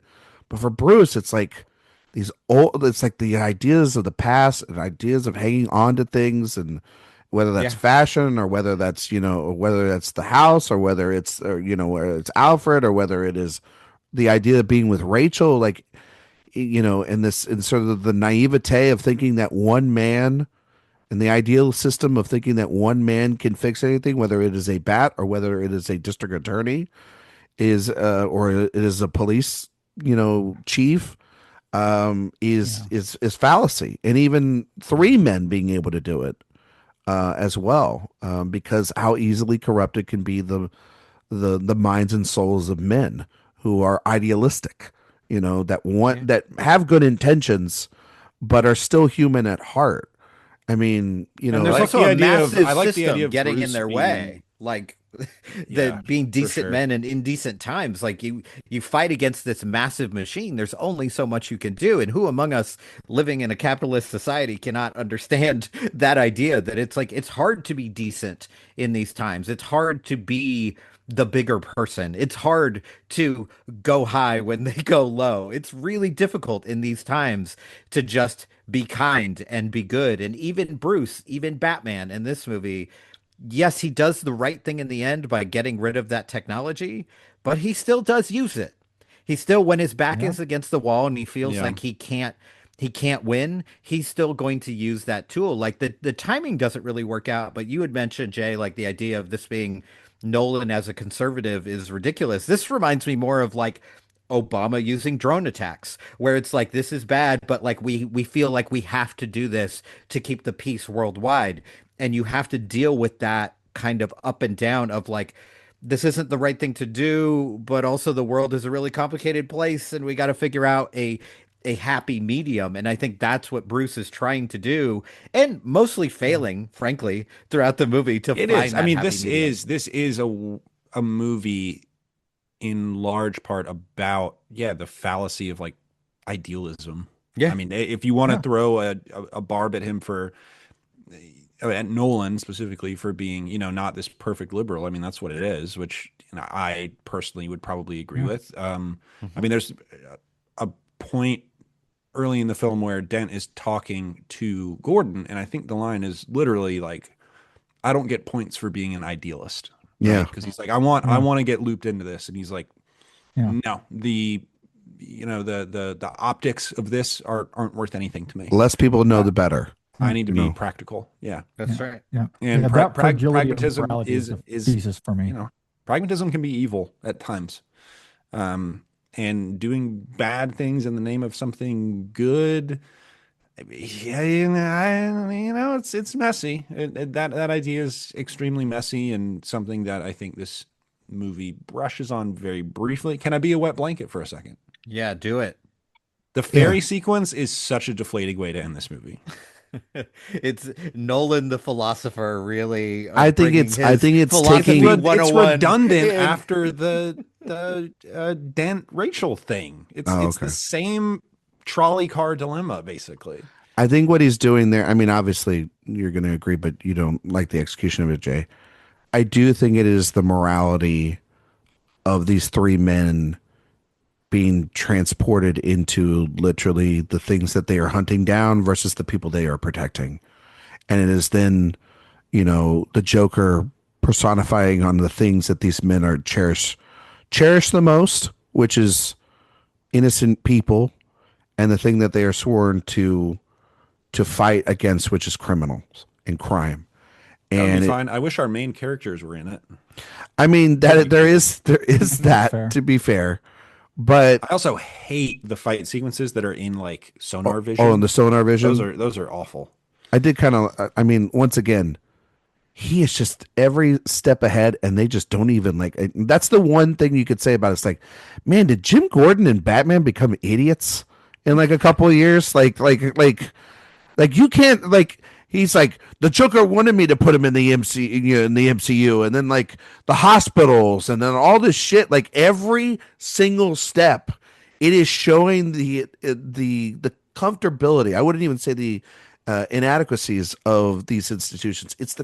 It's when you become comfortable and you think that everything is solved. Like crime is down, like 50% or something like at this point, and so the mob goes desperate, and they go in with the Joker, and in doing so, they went to a man they fully didn't understand, right? Mm-hmm. And he introduced things that these guys aren't ready for, because these aren't your common. He's not a common criminal. He's an entity of just evil more than he is just like a gangster with a gun. He is that unstoppable force, and meeting the unmovable objects, which are these idealists in a lot of ways. And I do think that ferry sequence allows that opportunity for us to be like, even though there's all this chaos and everything there, like there is something is happening within this city that is to protect, that is therefore worth Bruce making that sacrifice at the end for. It's those criminals and those people going to their most like animalistic mentalities that what the Joker wants them to do. And that line that Bruce or Batman says where it's like, what did you want the world to prove? That they're as ugly as you? Like, it's fine. He did basically the same thing earlier, but he flipped a truck and had the bat pod like rolling through I the get street. that, but I think that sick. I think that it takes it from the small to the big. It takes it from individuals to these it make it less specific, it makes it broad. In a movie that is so propulsive, I just think it's really deflating. I also think, for better or worse, it's Nolan putting his finger on the scale here, where there's a message he wants to get across. There's a moment he wants, and that moment is to have the hardened criminals shock you and show empathy. It just goes to show you that the world is not a simple place. The world is not as simple as Bruce wants it to be. Where it's he also wants that asshole not to do it either. You know what I mean? It's kind of the inverse of Batman in that regard, and how he talked about him having to cross lines, even though he's supposed to be the symbol of justice. Here you have these hardened criminals who are murderers showing empathy and doing the right thing. So I do think there's purpose to it. I don't disagree with Jay in the sense that maybe it's a little redundant, but because in 2008 that worked on me like crazy. To me, the thesis of the film is that fragility of morality, and this is just another way to demonstrate that, but doing it in a bigger way, as you're talking about, Ryan, and inversing certain things that he had done before.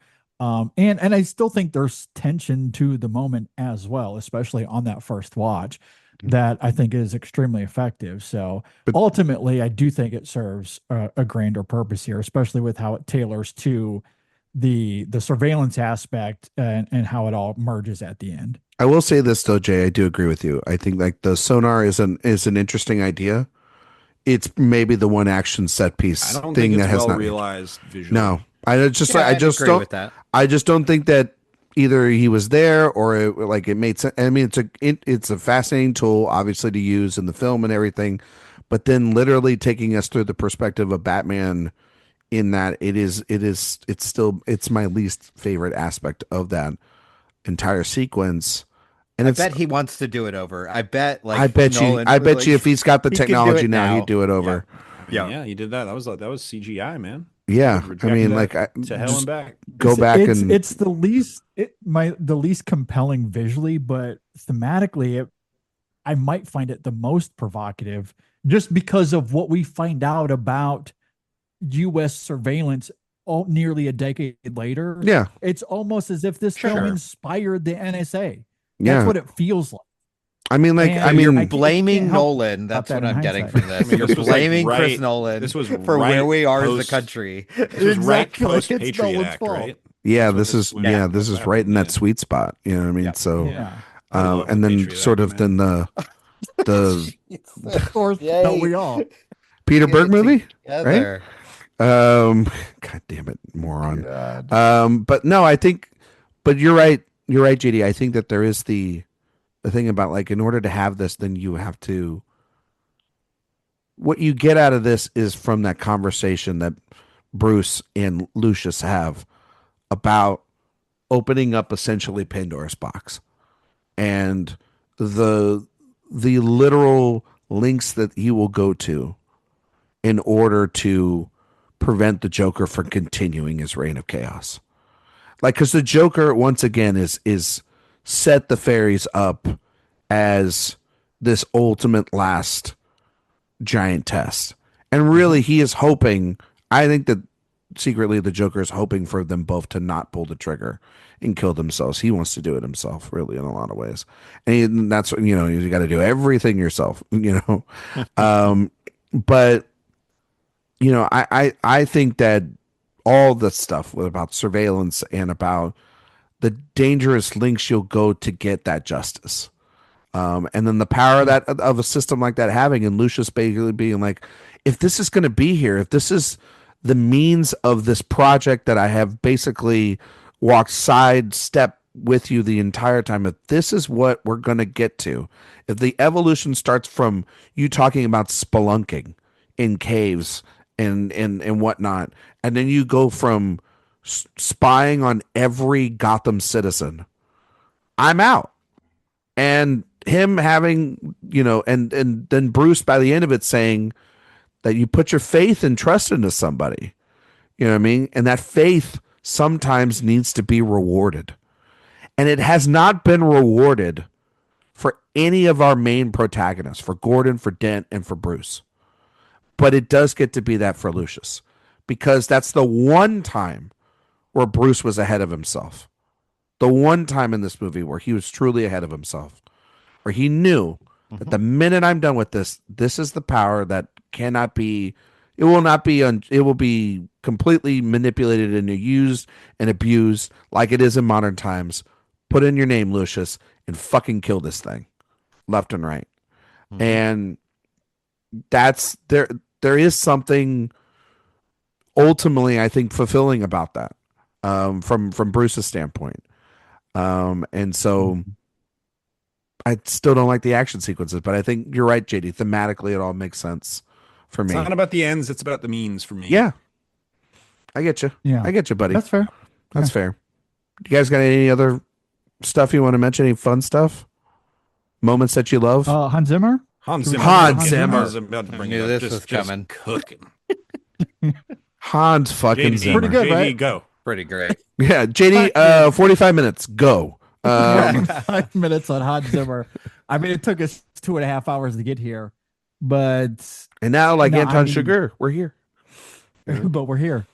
No, I mean it's so fascinating that this comes off the heels of Pirates, where because one of my favorite things about Hans Zimmer is that he doesn't give a shit about stealing from his own stuff. I mean, the Batman. And Dun, that dun, that's dun, dun, dun. And- That's Pirates. Yes. Yeah. So Pirates steals from Gladiator, and then this steals from Pirates and some other stuff that he's done. But he And now he's just got people screaming in Dune. He's just like, and now he's got people screaming in Dune. Yeah. But like I love that about him. Like, I love that he finds something that he knows is going to work for another movie, even if he's introduced little elements of it before. he does it with like Sherlock Holmes too, right? Different. I'd have to go Because back I like and that listen dun to dun dun dun dun dun dun Yeah, actually, dun. now that you say It's that, a little bit yeah, like yeah. it's a little bit like this, and a little bit like Pirates, kind of together. It's you know? rhythmically similar. Yeah. Yeah. Sonically, Yeah, a little bit different. Yeah, I mean, he just kind of yeah, changes for it up. sure. Yeah. Yeah, I'm acting like I especially understand how music works. Yeah, I mean, I'm not a music expert by any stretch of the imagination. It's rhythmically similar, but sonically very different. Yeah. Why Daffy Duck? Stuff me in a locker and give me a swirly. But like, despite, like some maybe similar choices, like I still love the how he utilizes that bombacity and the rhythm and the drum work, and it's the Batman theme and how he like when he decides to incorporate that, sometimes it's pretty subtle, sometimes it's not, and it just adds to the overall diverting qualities of the film, and certainly the tone that Nolan is going for, because obviously this is acting so much as this gritty thriller as it's been described forever. But yeah, I mean that blend, especially with how it functions within the overall sound design of the film, makes the film resonate in, I don't know, in a Hans Zimmer way. I don't know how else to describe it, but yeah, I love it. And James Newton Howard, to give him some credit too, because he had a big part or big role to play here as well. Mm-hmm. You can definitely feel his influence more in Batman Begins. This does feel to me like, when I think of Christopher Nolan, first and foremost, when I think about putting a Christopher Nolan disc in my 4K player and turning the surround sound on, I just think about how his movies sound. And this is the first movie that we've watched in this series where I'm like, oh, this sounds like a Christopher Nolan movie. Yeah. It is. And to the degree that my wife was upstairs and she was like, what is going on down there? What is happening? You know, we're looking at this is pre-brum. I was gonna say, just wait for Inception. Yeah. There is a little bit of like that. There is a little bit of that in here where it's like it's very guttural, like at points. Yeah, it's there. It's not full Inception. Without going full brom, we get a little bit of that. And even I would even turn it down. And she was like, the neighbors are going to call us. What is happening down there? I had it because I was watching it on my laptop. And illegal. To get over it. I was appeasing my wife. She wanted to use the television to play a video game, and I was like, I need to watch it. What a good husband. I've seen it a million times on my surround sound. I had my headphones on, my beats, and I put it on. All those watches out. Now he has a 4K laptop. You've heard of the Dent Act. I'm passing the Ledbetter Act. No watching movies on laptops. Listen, not allowed. It's better than watching it on my fucking phone. Fair enough. The way the Lord intended it. So I put it on there, and like I had the volume pretty. I like to listen to loud, and my wife was like, the minute it started, she's like, I can hear the score. Like it was. I was like, what? Just you're bored? Through. Yeah. Like, yeah. So no, I agree. It's one of the scores I think of when I think of Hans Zimmer, and I think of like this is the type of music also too that like people tried to like take and I was gonna say like the film itself, right? Yeah, I like for this. Well, everything about this movie has just been copycat to fucking death. Like I mean, this is poorly. This is so poorly. Like nobody understood that the reason why this movie works is because it's thematically rich with exquisite character details and set pieces and care, and they just went dark. It's still fun. Yeah, it's still a fun movie. Like we've talked about a lot of themes, but we also talked about a lot of shit that we think, oh, that's cool, or that's funny, or that's organically interesting. Make you feel like you're 7 years old. Yeah, and just like and studio said, stand up and clap. That made $1 billion. Michael. Exactly. People said that made $1 billion. Let's just make everything dark for the next decade and see if we can get away with it. It was either everything. This is the problem with both Marvel and The Dark Knight. This is their legacies. Either and Avatar to a certain extent a couple years later. Everything either needed to be dark, have a connective universe, or fucking 3D. And if it had all of those, holy shit, they hit the mother load. They hit the mother load. Because I believe Jonah Hex was in there. Yeah, I think we've got personal. But like, no, this is a movie that changed Hollywood.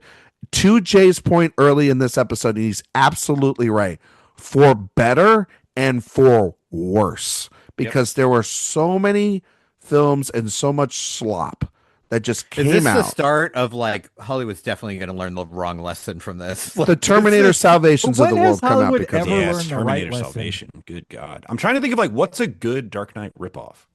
What's like a good version of this that came out later on?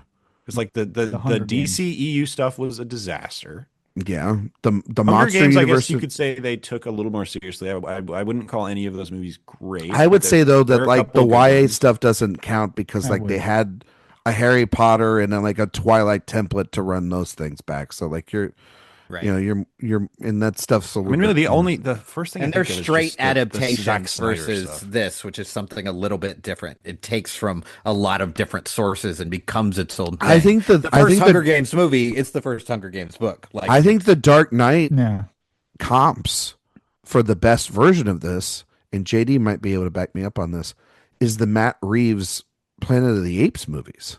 Like, Planet of the Apes, true. That is like the Godzilla movie was very much sort of drafted. Yes, the Godzilla movie was very much like that. They tried that very much. What is it?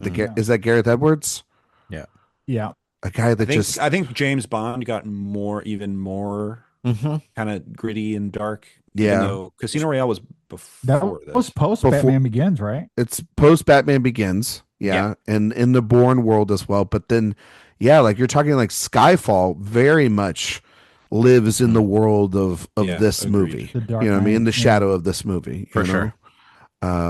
What were you saying, Jay? Or are you just agreeing? I was agreeing with you. Oh. That was a very smart, intelligent thing you said. Thank you. I you know what?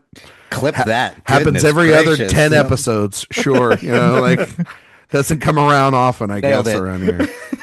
No, But we got there. Yeah. Glad I Full was of here. wisdom. Yeah, well, you know, I try with my limited brain cells. But like, no, I think that those Planet of the Apes movies are probably right, and it makes sense that Reeves now has a Batman franchise of his own.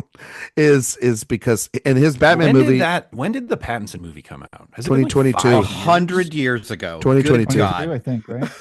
but that one probably lives also in the shadow of this, of like That one really that's almost like Snyder tier dark type stuff. I like More that movie. Nirvana than Yeah. I expected in yeah, that movie. hell yeah. You know what I mean? Yeah. But like also too, like Emo Batman. weirdly getting away from the Snyderverse stuff, it goes back to the basics, which is this type of filmmaking. Like that's what Reeves is just, I think, one of the best. That one was filmed basically exclusively in the volume, unfortunately. But But I think like Reeves understands like Nolan how to base it all in character, and I mean like the Caesar character alone in those Planet of the Apes movies, and then you get into the oh god, what's the one character that Toby Kebbell plays in that the monkey that turns on him, Kuba. Kuba? Yeah, Kuba. Kuba. Like that whole arc there, like that movie opens up the also a movie with Gary Oldman, by the way. Yeah. It's like, also crazy to think about Matt Reeves before those movies, that Right? he would be this amazing action, big budget spectacle Yeah. guy. I never would have called it, but No, here we are. because you watch God bless. Cloverfield and let me in, and you're like, oh, that's an interesting director, and then like yeah. And it's kind of like Auteur. Nolan. You like let Yeah. him like do a couple little things or a couple of things, and then he builds up to that shit. You know what I mean? Yeah. And I want now he's- another Yeah. I want another Batman movie. Yeah, well, they're filming it right now. Yeah, finally. Who's going to be in it? Gracious. Who's Gotta the tell bad you, guy? Pattinson is Batman, just great.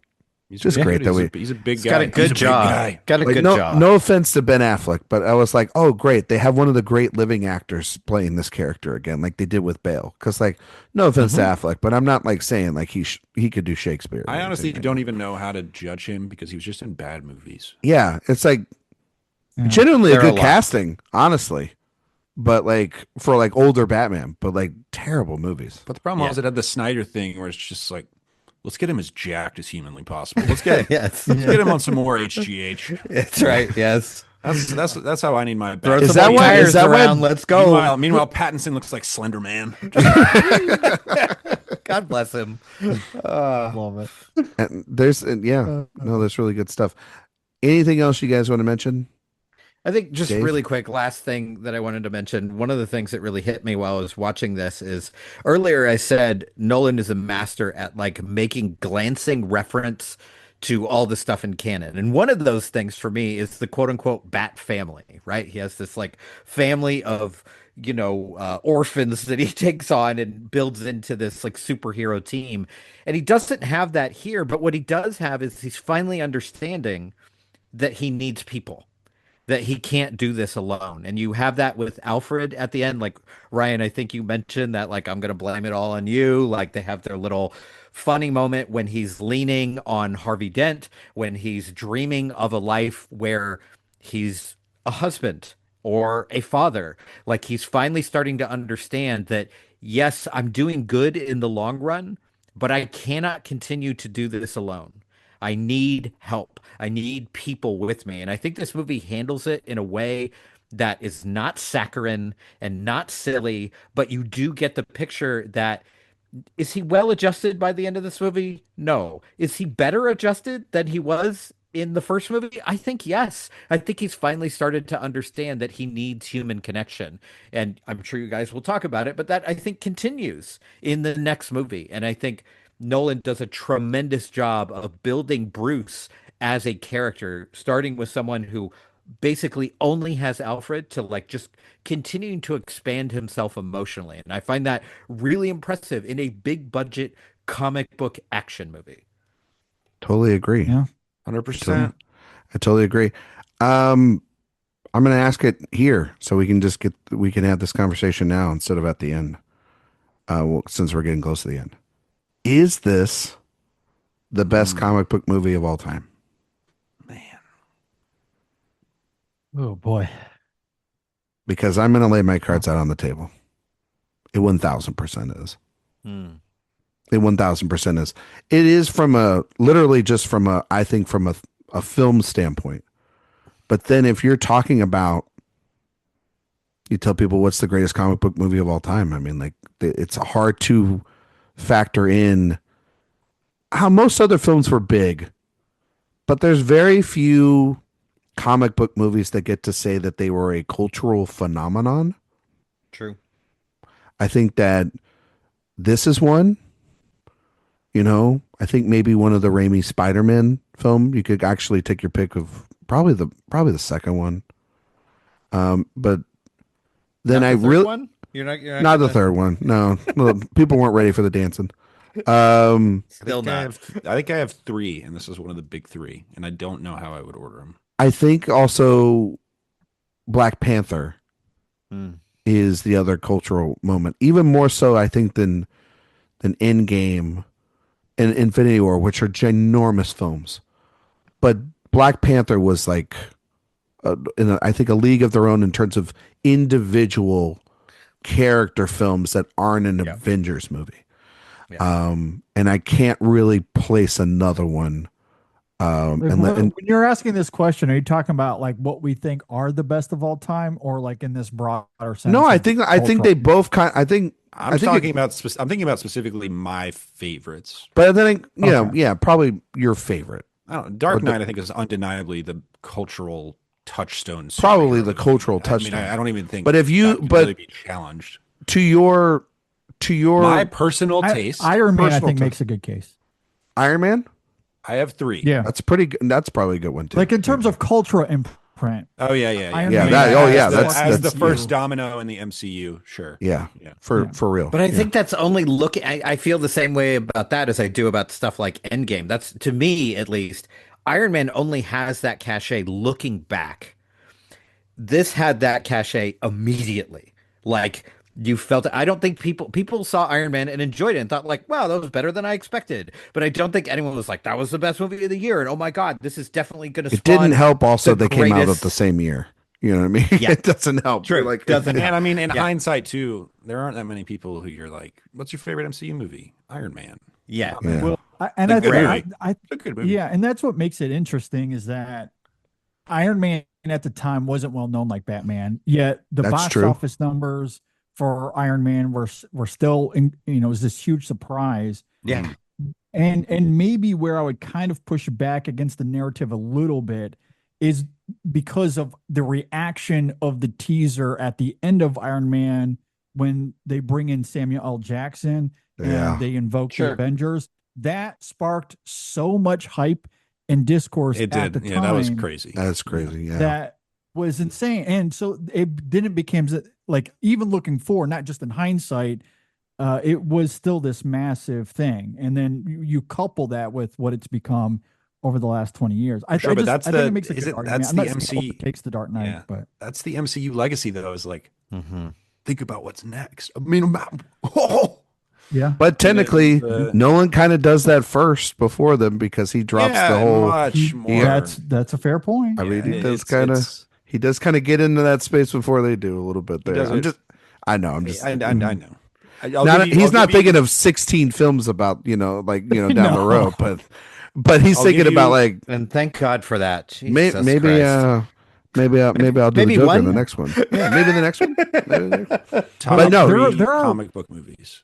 But to answer the question, there are other franchise, like there's articles written about lots of movies, not even just MC movies. Are there Easter eggs at the end of this movie? Yeah. Like that all sure. start like Oh, that's yeah, an Iron Man inspired thing. And that is after something for almost the every worst. franchise 100% Is there a for the post-credit worst. scene? Again, we That's go for the worst. again. We go back to That's fair. Sometimes Yeah. it's for the good, and Yeah. sometimes it's for the worst. Exactly. But no, like seriously, your favorite, however you want to do it. I was just throwing out the context. That's I'll all. I'll give you my 3, and I will not pick one. Okay. All right. Dark Knight, Batman Returns, Spider-Man Across the Spider-Verse. Those are my 3. Across the Spider-Verse. Yeah. Okay. Okay. David? I mean, for me, Jay. it's The Dark Knight, it's Spider-Man, and not in any order. Yeah. I guess if I had to pick an order, I'm probably more in the Spider-Man 2 is the best superhero movie ever made. So I guess that would be my number That movie one. rocks. And then it's a battling between this and Batman Returns. And as much as I love The Dark Knight for all the reasons we talked about, I think Batman Returns is pretty underrated. That actually might be my favorite Batman movie. I don't think it's underrated anymore. That thing has become so Well, it has popular been now. reevaluated over It the years, was for sure. very underrated. Sexual Yeah. awakening for a young Jay Ledbetter. Let me. Oh, would you say Michelle Pfeiffer was an important person for you there? Oh, No, it's man. Danny DeVito. It's Would you? DeVito. Come on. Yeah, it was DeVito actually. I'm sorry. Yep. Yeah. He was rocking the DeVito and the walking. I loved wig. it when he was like foaming at the mouth with black goo. That You're like, really- why? Who doesn't? I I'm found doing out the same thing I right found out now, things you about know? myself. Yeah. Remember when Tim Burton made good movies? Oh man. I mean, it is a better truly time. been It's been a 30 while. years almost. When was the last like good? Big Fish. What was the? Big Was Fish that the last 25 years good ago? one? And I don't even like Big Fish that much. I think Wow. Sweeney Todd's maybe the last good one. Sweeney Todd was good. Yeah. Like good, Yeah. good, not great. Like not Good. yeah, like Yeah. good. Like I'm not even looking for a high bar here, because after Sweeney Todd it becomes Jay's Film Alice in Wonderland, and it becomes an absolute Crazy that we went from like Ed Wood to whatever is happening Yeah. in the last 10 years. Like, Dumbo. some people liked Beetlejuice. Oh, I Yeah. like that movie. Yeah, that's fun. I mean, That's some fun. people I like like that. self-flagellation. Like, come on, what are we? Some people. Dave, that's your Good middle name. Lord. I don't know what you're talking about here. It's a long middle name, man. I didn't hate it. Well, tell your parents to like hyphen it or something. I don't know what to tell you. Dave, do you have an answer? Yeah. All right. So, just gonna take the mask off for a second. You're picking the mask? Oh, wait, no. I tried to do that earlier, and I got So- electric shocked. So the most important comic book movie ever made is The Dark Knight. That's fair. The best comic book movie ever made is Spider-Man Into the Spider-Verse. Into the An, Spider, an animated film, a cartoon. the best, A the best of cartoon, the yeah. bunch. A cartoon. It's Into Who would've fantastic. thought? And Dave Spider-Man, loves- to be he fair, loves cartoons. Spider-Man is my favorite comic book character, so Okay. that plays into it. So like the funeral of Spider-Man in that movie with Chris Pine and the loss in that, and building up this kind of coming of age and figuring out who you are, that thing works on me like gangbusters. Like that is, to me, the best comic book movie ever made. It's fantastic. And I'm an cross boy. Well, I like going clearly, across. Also clearly, great. my favorite Spider-Man movie is The Amazing Spider-Man 2. Ooh, wow, that's Yeah, love me that That's Rhino. my wife's love- favorite I movie. love that Yeah. one. look. I'm a defender of those movies, but I cannot go there with you. No, it's terrible. I'm just fucking kidding. No way in hell. It literally was one of the worst theater going experiences of my life. So Wow. Spurs were in the playoffs, Oh my! and it was a God. game 7. And my wife said, "Hey," or it was a game 6, and my wife said, "Hey, like our friends in college, they want to go see it." I'm like, "I want to watch us play basketball." And we ended up going because they were like, "Oh, come on, it's Spider-Man. It would be a fun time." And the movie was terrible. We all hated it.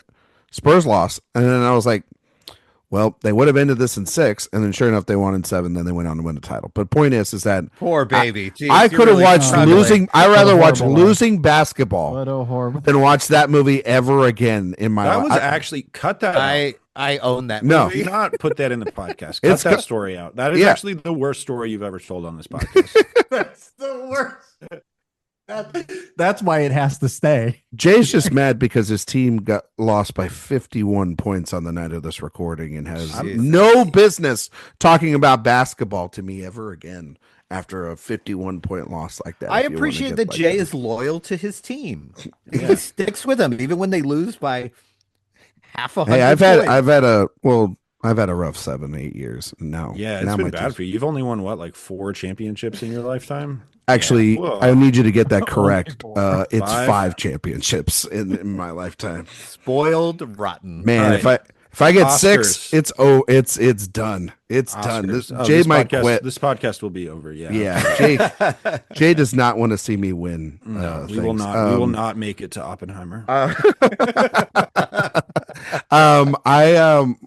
I think the Movie Dark to end Knight's. on. I think the Dark Knight's the best. I do think that I think in terms of other favorites that I have, like I like movies I like the first 2 Blade movies a lot. Yeah. I like Guillermo del Toro's Hellboy movies. Really good. Fun. Yeah, Raimi's first 2 Spider-Man movies are great. Yeah. X2. Mm-hmm. X2 was when you're a kid, you just wanted to watch. Yeah, especially when that came out, man. Man, that was it. I didn't know they could make comic book movies as good. It's tough for me to watch them now because JD knows this, and Dave knows this. I see the machine in Marvel. I see the gears turn so much, but I will say, I did have a really, mostly very good time with Infinity War and Endgame, just from the experience of watching that with audiences. Black Panther is also great. Yep. There's individual, the first Iron Man truly is a great movie outside of it just being this amalgamation. I remember being there that summer for we all were for the Avengers, the first one. And while it's probably not visually the best film ever in the world, just the buildup of can this actually work? Can this pretty cool, man? Can they make this thing actually happen?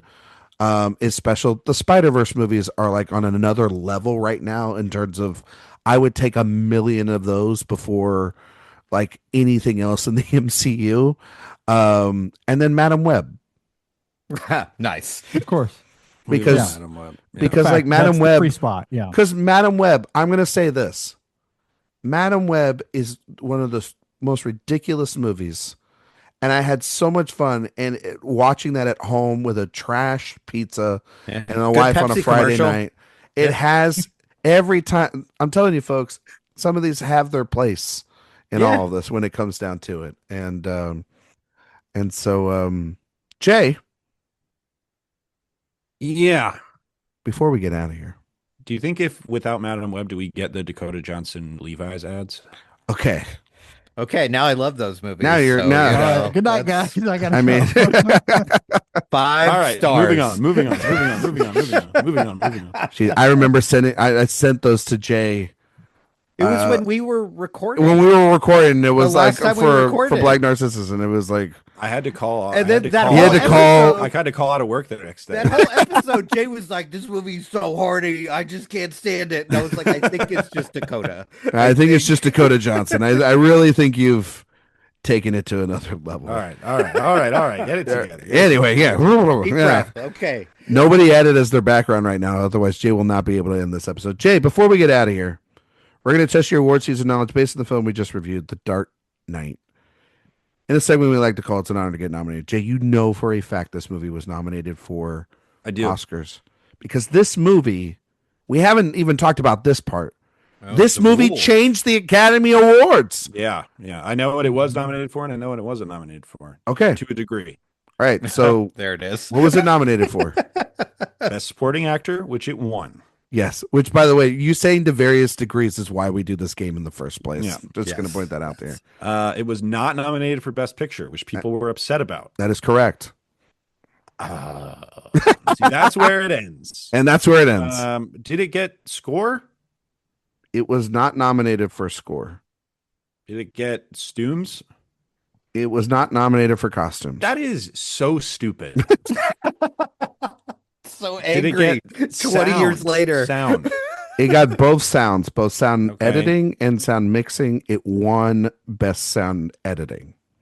Did it get makeup? It was nominated for best makeup. It did not win, which is What did it lose to?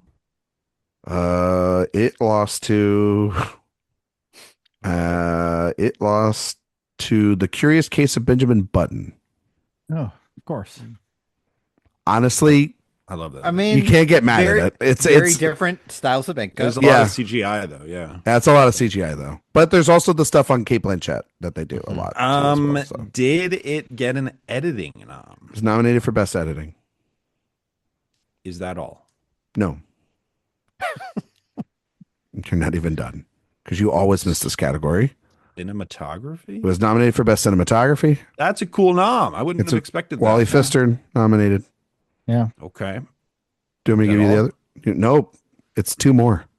2 more. I'm telling you, this movie was nominated for 8 Academy Awards. Everything except How did picture. it miss picture?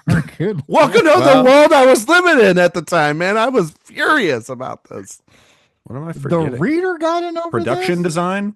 Yes, which was best art direction at the time, yes. And then, Jay, it's an action movie, so what is it? Best stunts. Best, well, not in existence yet, but what is Nolan like not really known for, but it was nominated nonetheless? What? Screenplay? No. Visual effects. Oh, duh. Yeah. All below the line stuff. He did not get nominated for director, picture, screenplay. It was all for that sonar sequence. It was all because of sonar, baby. Exactly. A submarine, David. A submarine. I was during the hospital explosion scene. You can kind of tell it's kind of CGI slick on this big overhead shot. I was like, he'd get to blow up a building now. He would get to blow up an entire building. He would demand. Yeah. To JD's point, The Reader, Milk, Frost Nixon, The Curious Case of Benjamin Button, and Slumdog Millionaire. Oh, Jesus. Those are your 5 that were nominated. Tell you something? Hmm. I prefer The Curious Case of Benjamin Button. To this? Yeah.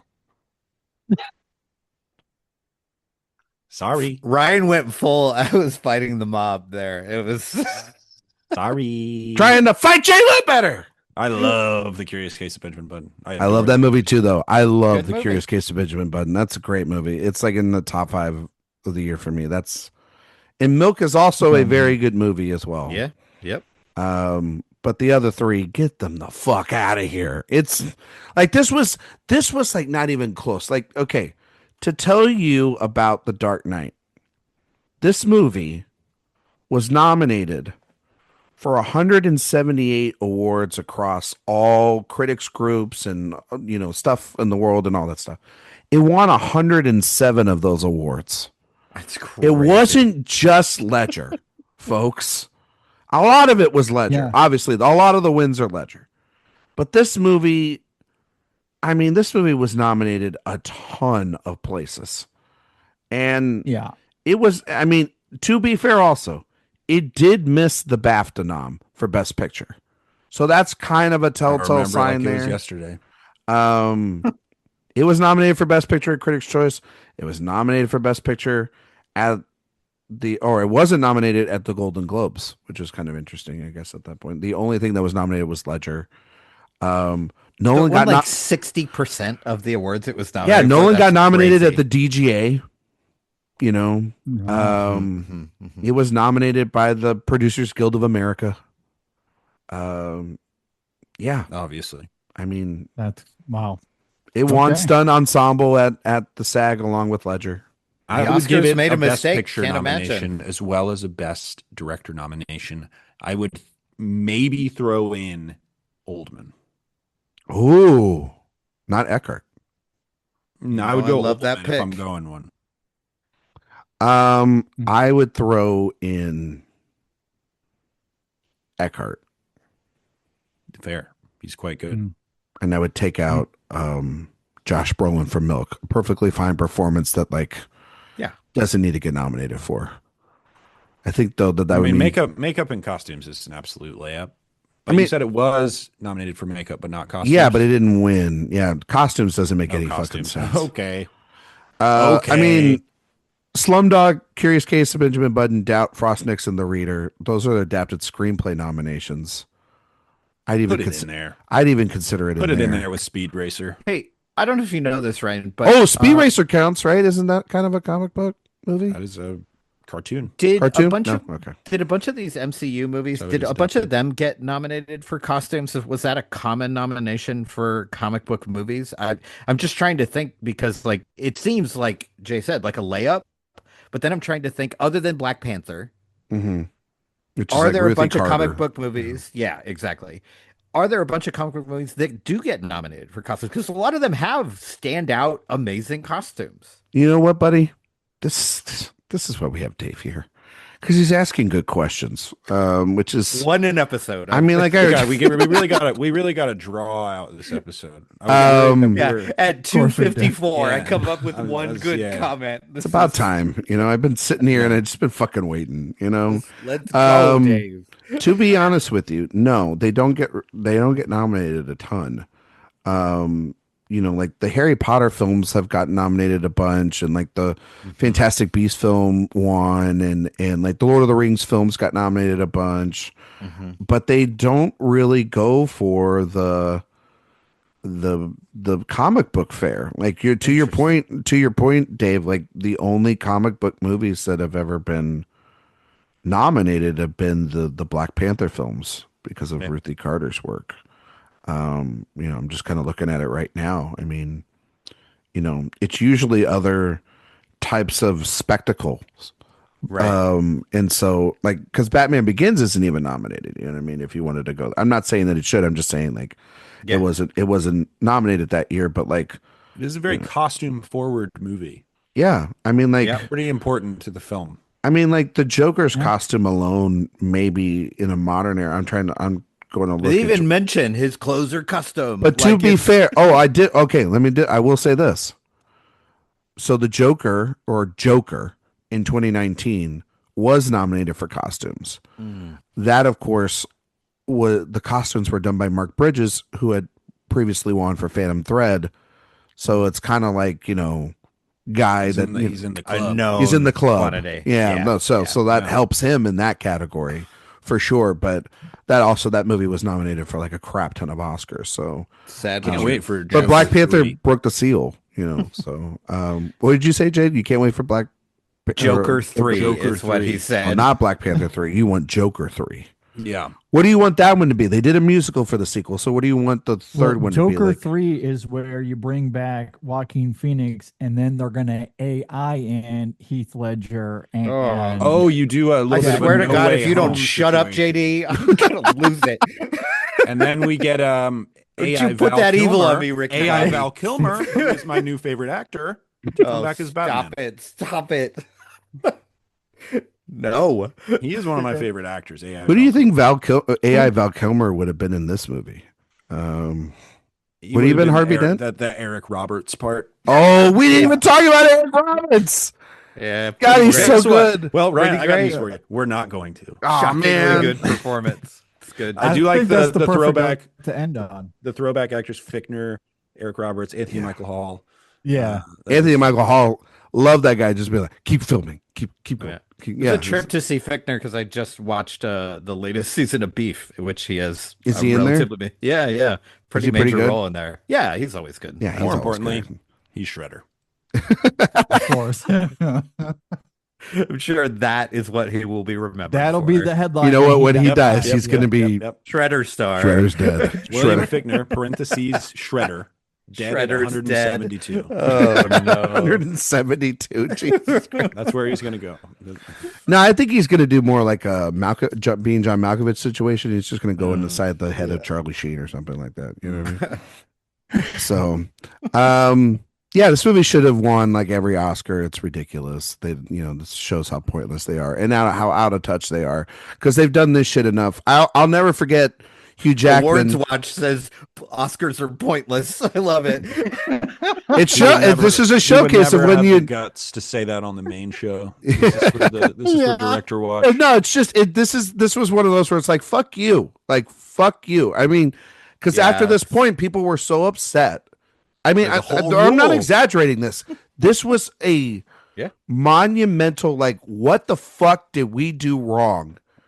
They had the sliding. They moved it to 10 films after this. Broke the Oscars. Yeah, because now they have 10 films because of it. And then the sliding scale and everything, the preferential ballot, all of it changes because, like all this voting and what best pictures, happen now for it. Like it's all because of this movie. And they could have just nominated the thing that made $1 billion fucking dollars. Like it made more money than all 5 films nominated combined. You know what? 2008 underrated movie year. It's a pretty good movie year. It is. But like, my God, just what an absolute. And I'll never forget Hugh Jackman again up in his great Oscar monologue, one of the great, Oscar monologues ever. The song, the singing of, and doing all that sort of Billy Crystal inspired. And him talking about like, how can $1 billion be unsophisticated? You know what I mean? Everybody went to see The Dark Knight. You know what I mean? Right. And it was just like, it's like, who the fuck saw The Reader? I did, obviously. I still haven't seen You still haven't seen it? Nope. I saw that in theaters I haven't seen when The it came Reader out. It was me and 10 other people at that when I screen. love House her, Bunny came but out. No, can't do it. But anyway. Blackjack movie 21 came out. Oh my God. With your guy Spacey. Oh, Careful with your great guy. performance. Oh no, he'll Knocks it claim out of him. the park.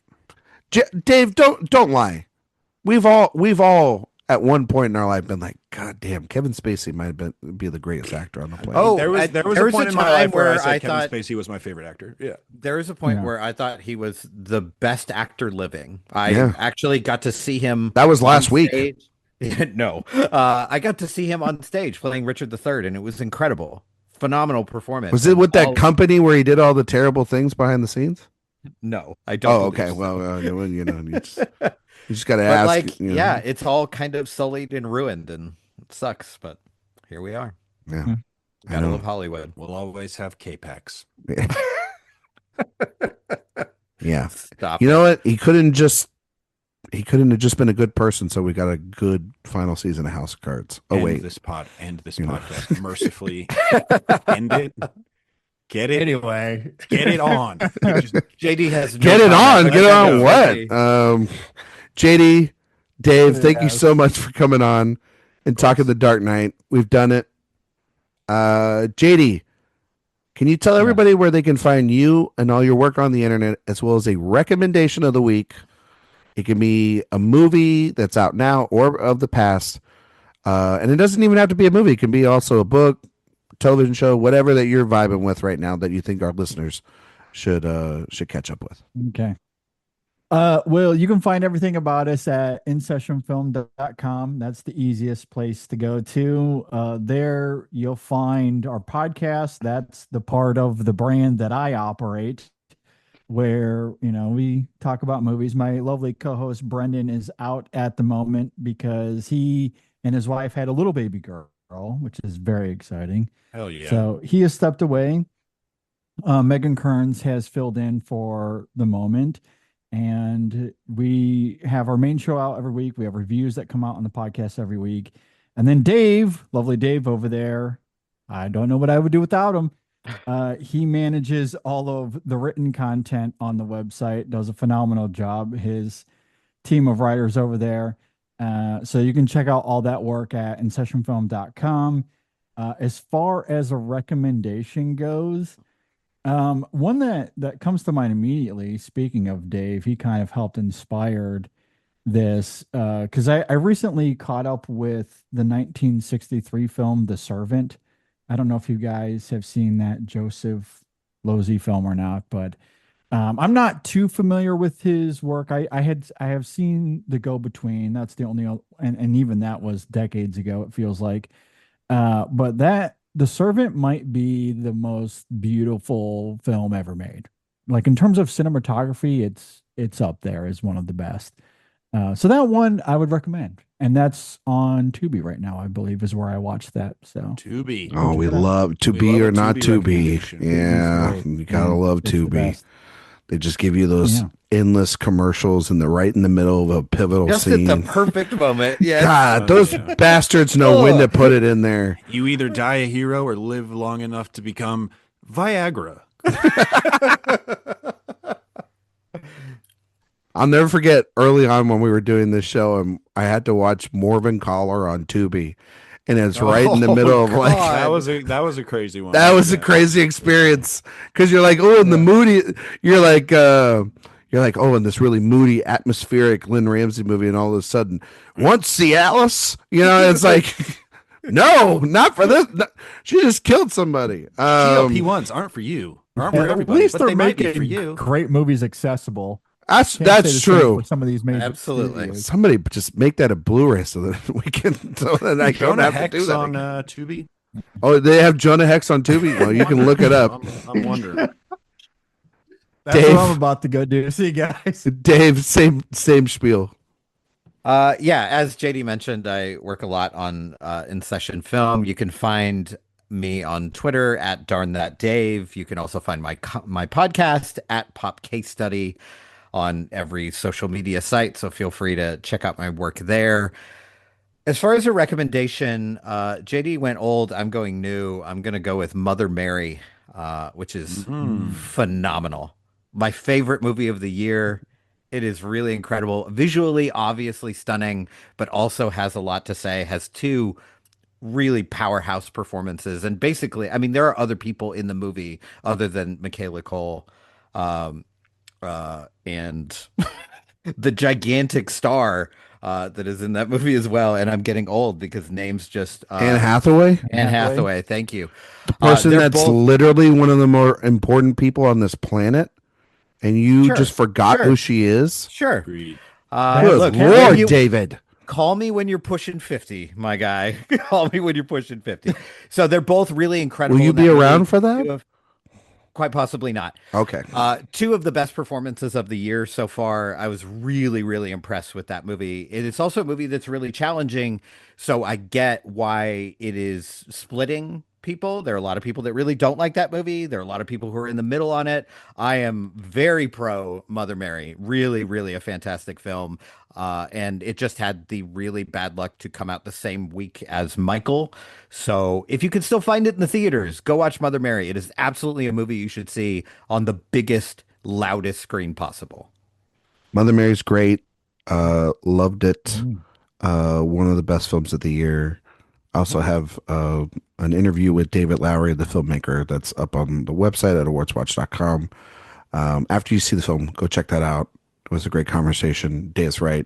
Lowery, one of our best that we have working today, period. And he references the Red Shoes, right, in that interview? We talked about the Red Shoes a little bit in that. He's also talked about like Possession, and he's talked about like his love of pop music. And God, that guy is so cool. He's a very, very nice man. Cool. He's a cool very, guy. very nice guy. Truly a great interview. And I'm just lucky to have time with him. Jay. Yes. Same drill. Letterboxd J Ledbetter, Twitter at Mr. J Ledbetter. Keep listening to this podcast. Any writing I'm doing will be at the great website, awardswatch.com. My recommendation of the week, Ryan, you know I love me some Baz Luhrmann Elvis. You can't do this. You can't recommend this. I thought he was just stopping with "I love me." Like I thought he was going to recommend Elvis in the wake of Michael, and I was just going to be like, "You can't do this. You can't do it." Honestly, I do recommend that as well. But I watched Epic. Speaking of movies, I wish I had seen on the big screen, but I did not. I watched it at home. Epic, Elvis Presley in concert, EPIC, the Baz Luhrmann concert documentary with Elvis. And there is nothing I can really say about it other than it is like a sensory delight, so well edited, so well cut together, and he was a talented individual.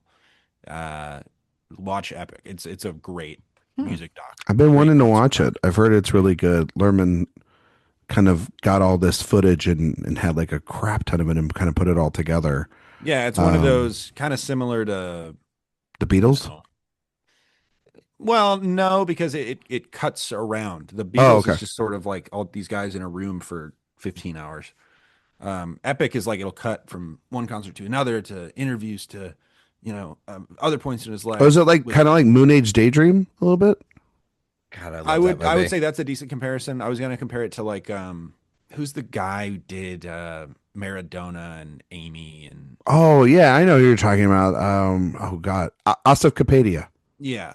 How did I sort of pull just that one out? It's so Incredible. it has that real forward momentum to it, just in the way that it's edited.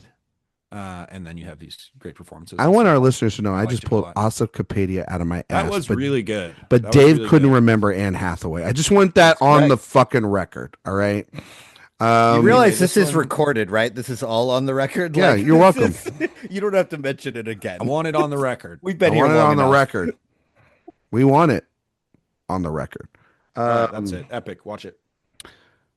You can find me on Twitter, Instagram, Letterboxd, Blue Sky at Ryan McQuade 77. You can find all my work here at awardswatch.com. If you like podcasts, we have the main show that releases on Monday, iTunes, Spotify, 5-star reviews. Greatly appreciated. While you're on the website, sign up for the newsletter. Is the best place to get all of our news, reviews, interviews, podcasts sent to you all in one place. Recommendation of the week. I'm going to give a soft recommendation to The Devil Wears Prada 2.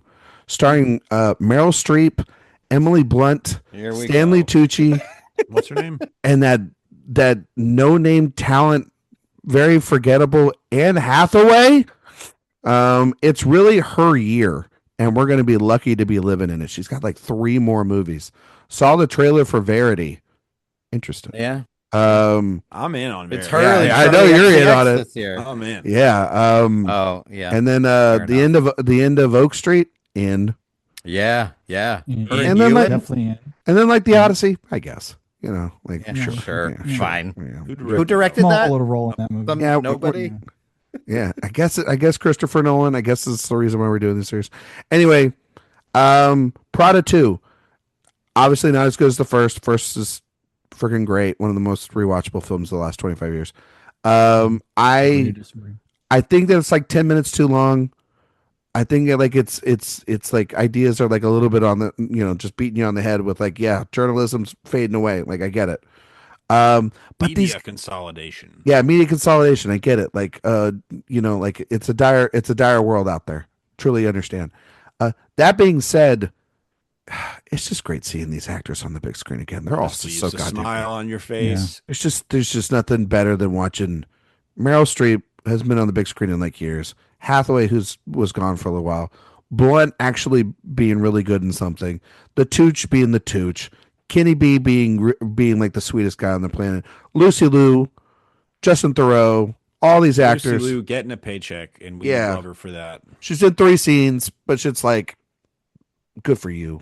Again, fun time. Kind of had a little bit of like towards the end of the film, it had like some working girl vibes to it. She is a working girl. She is a working girl. I liked it a lot. It's not perfect. It's not as good as the first, but it's a fun, enjoyable time. And do I need to rewatch the first one? If not really, but if you want to watch a good movie, super eager. Well, sure. Yeah, if you want to watch a really good movie, if they made more, I'd be okay with it. I don't think we need more, but I would be okay with it. I think we need a Devil Wears Prada book club crossover. Oh, really? Devil Wears Book Club. Devil Wears. And technically there's a plot involving a book in the movie, and so maybe the book club reads that book. Please end this podcast. You bring up an idea, and I'm okay. All right. Yeah, you really did extend that, Jay. This is really on you extended it, and then you get mad. I offer an olive branch, and I take it away. It's just like, I want to make jokes. I don't really want you to. I want to come up with the idea, but when you make it serious, and now it turns out me saying to end it has elongated it even more. Yeah. You know what? Hoisted by my own petard. Yeah. Anyway, I love you all. Thanks for having me. I gotta go. Bye. Just leave. Thank you. I really do appreciate it. Yes. Well, that will do it for this week's episode, as it's chaotically ended. We will be back next week. We will be talking about InSession. Heard of it? Thank you all so much for listening, and we will see you all next time.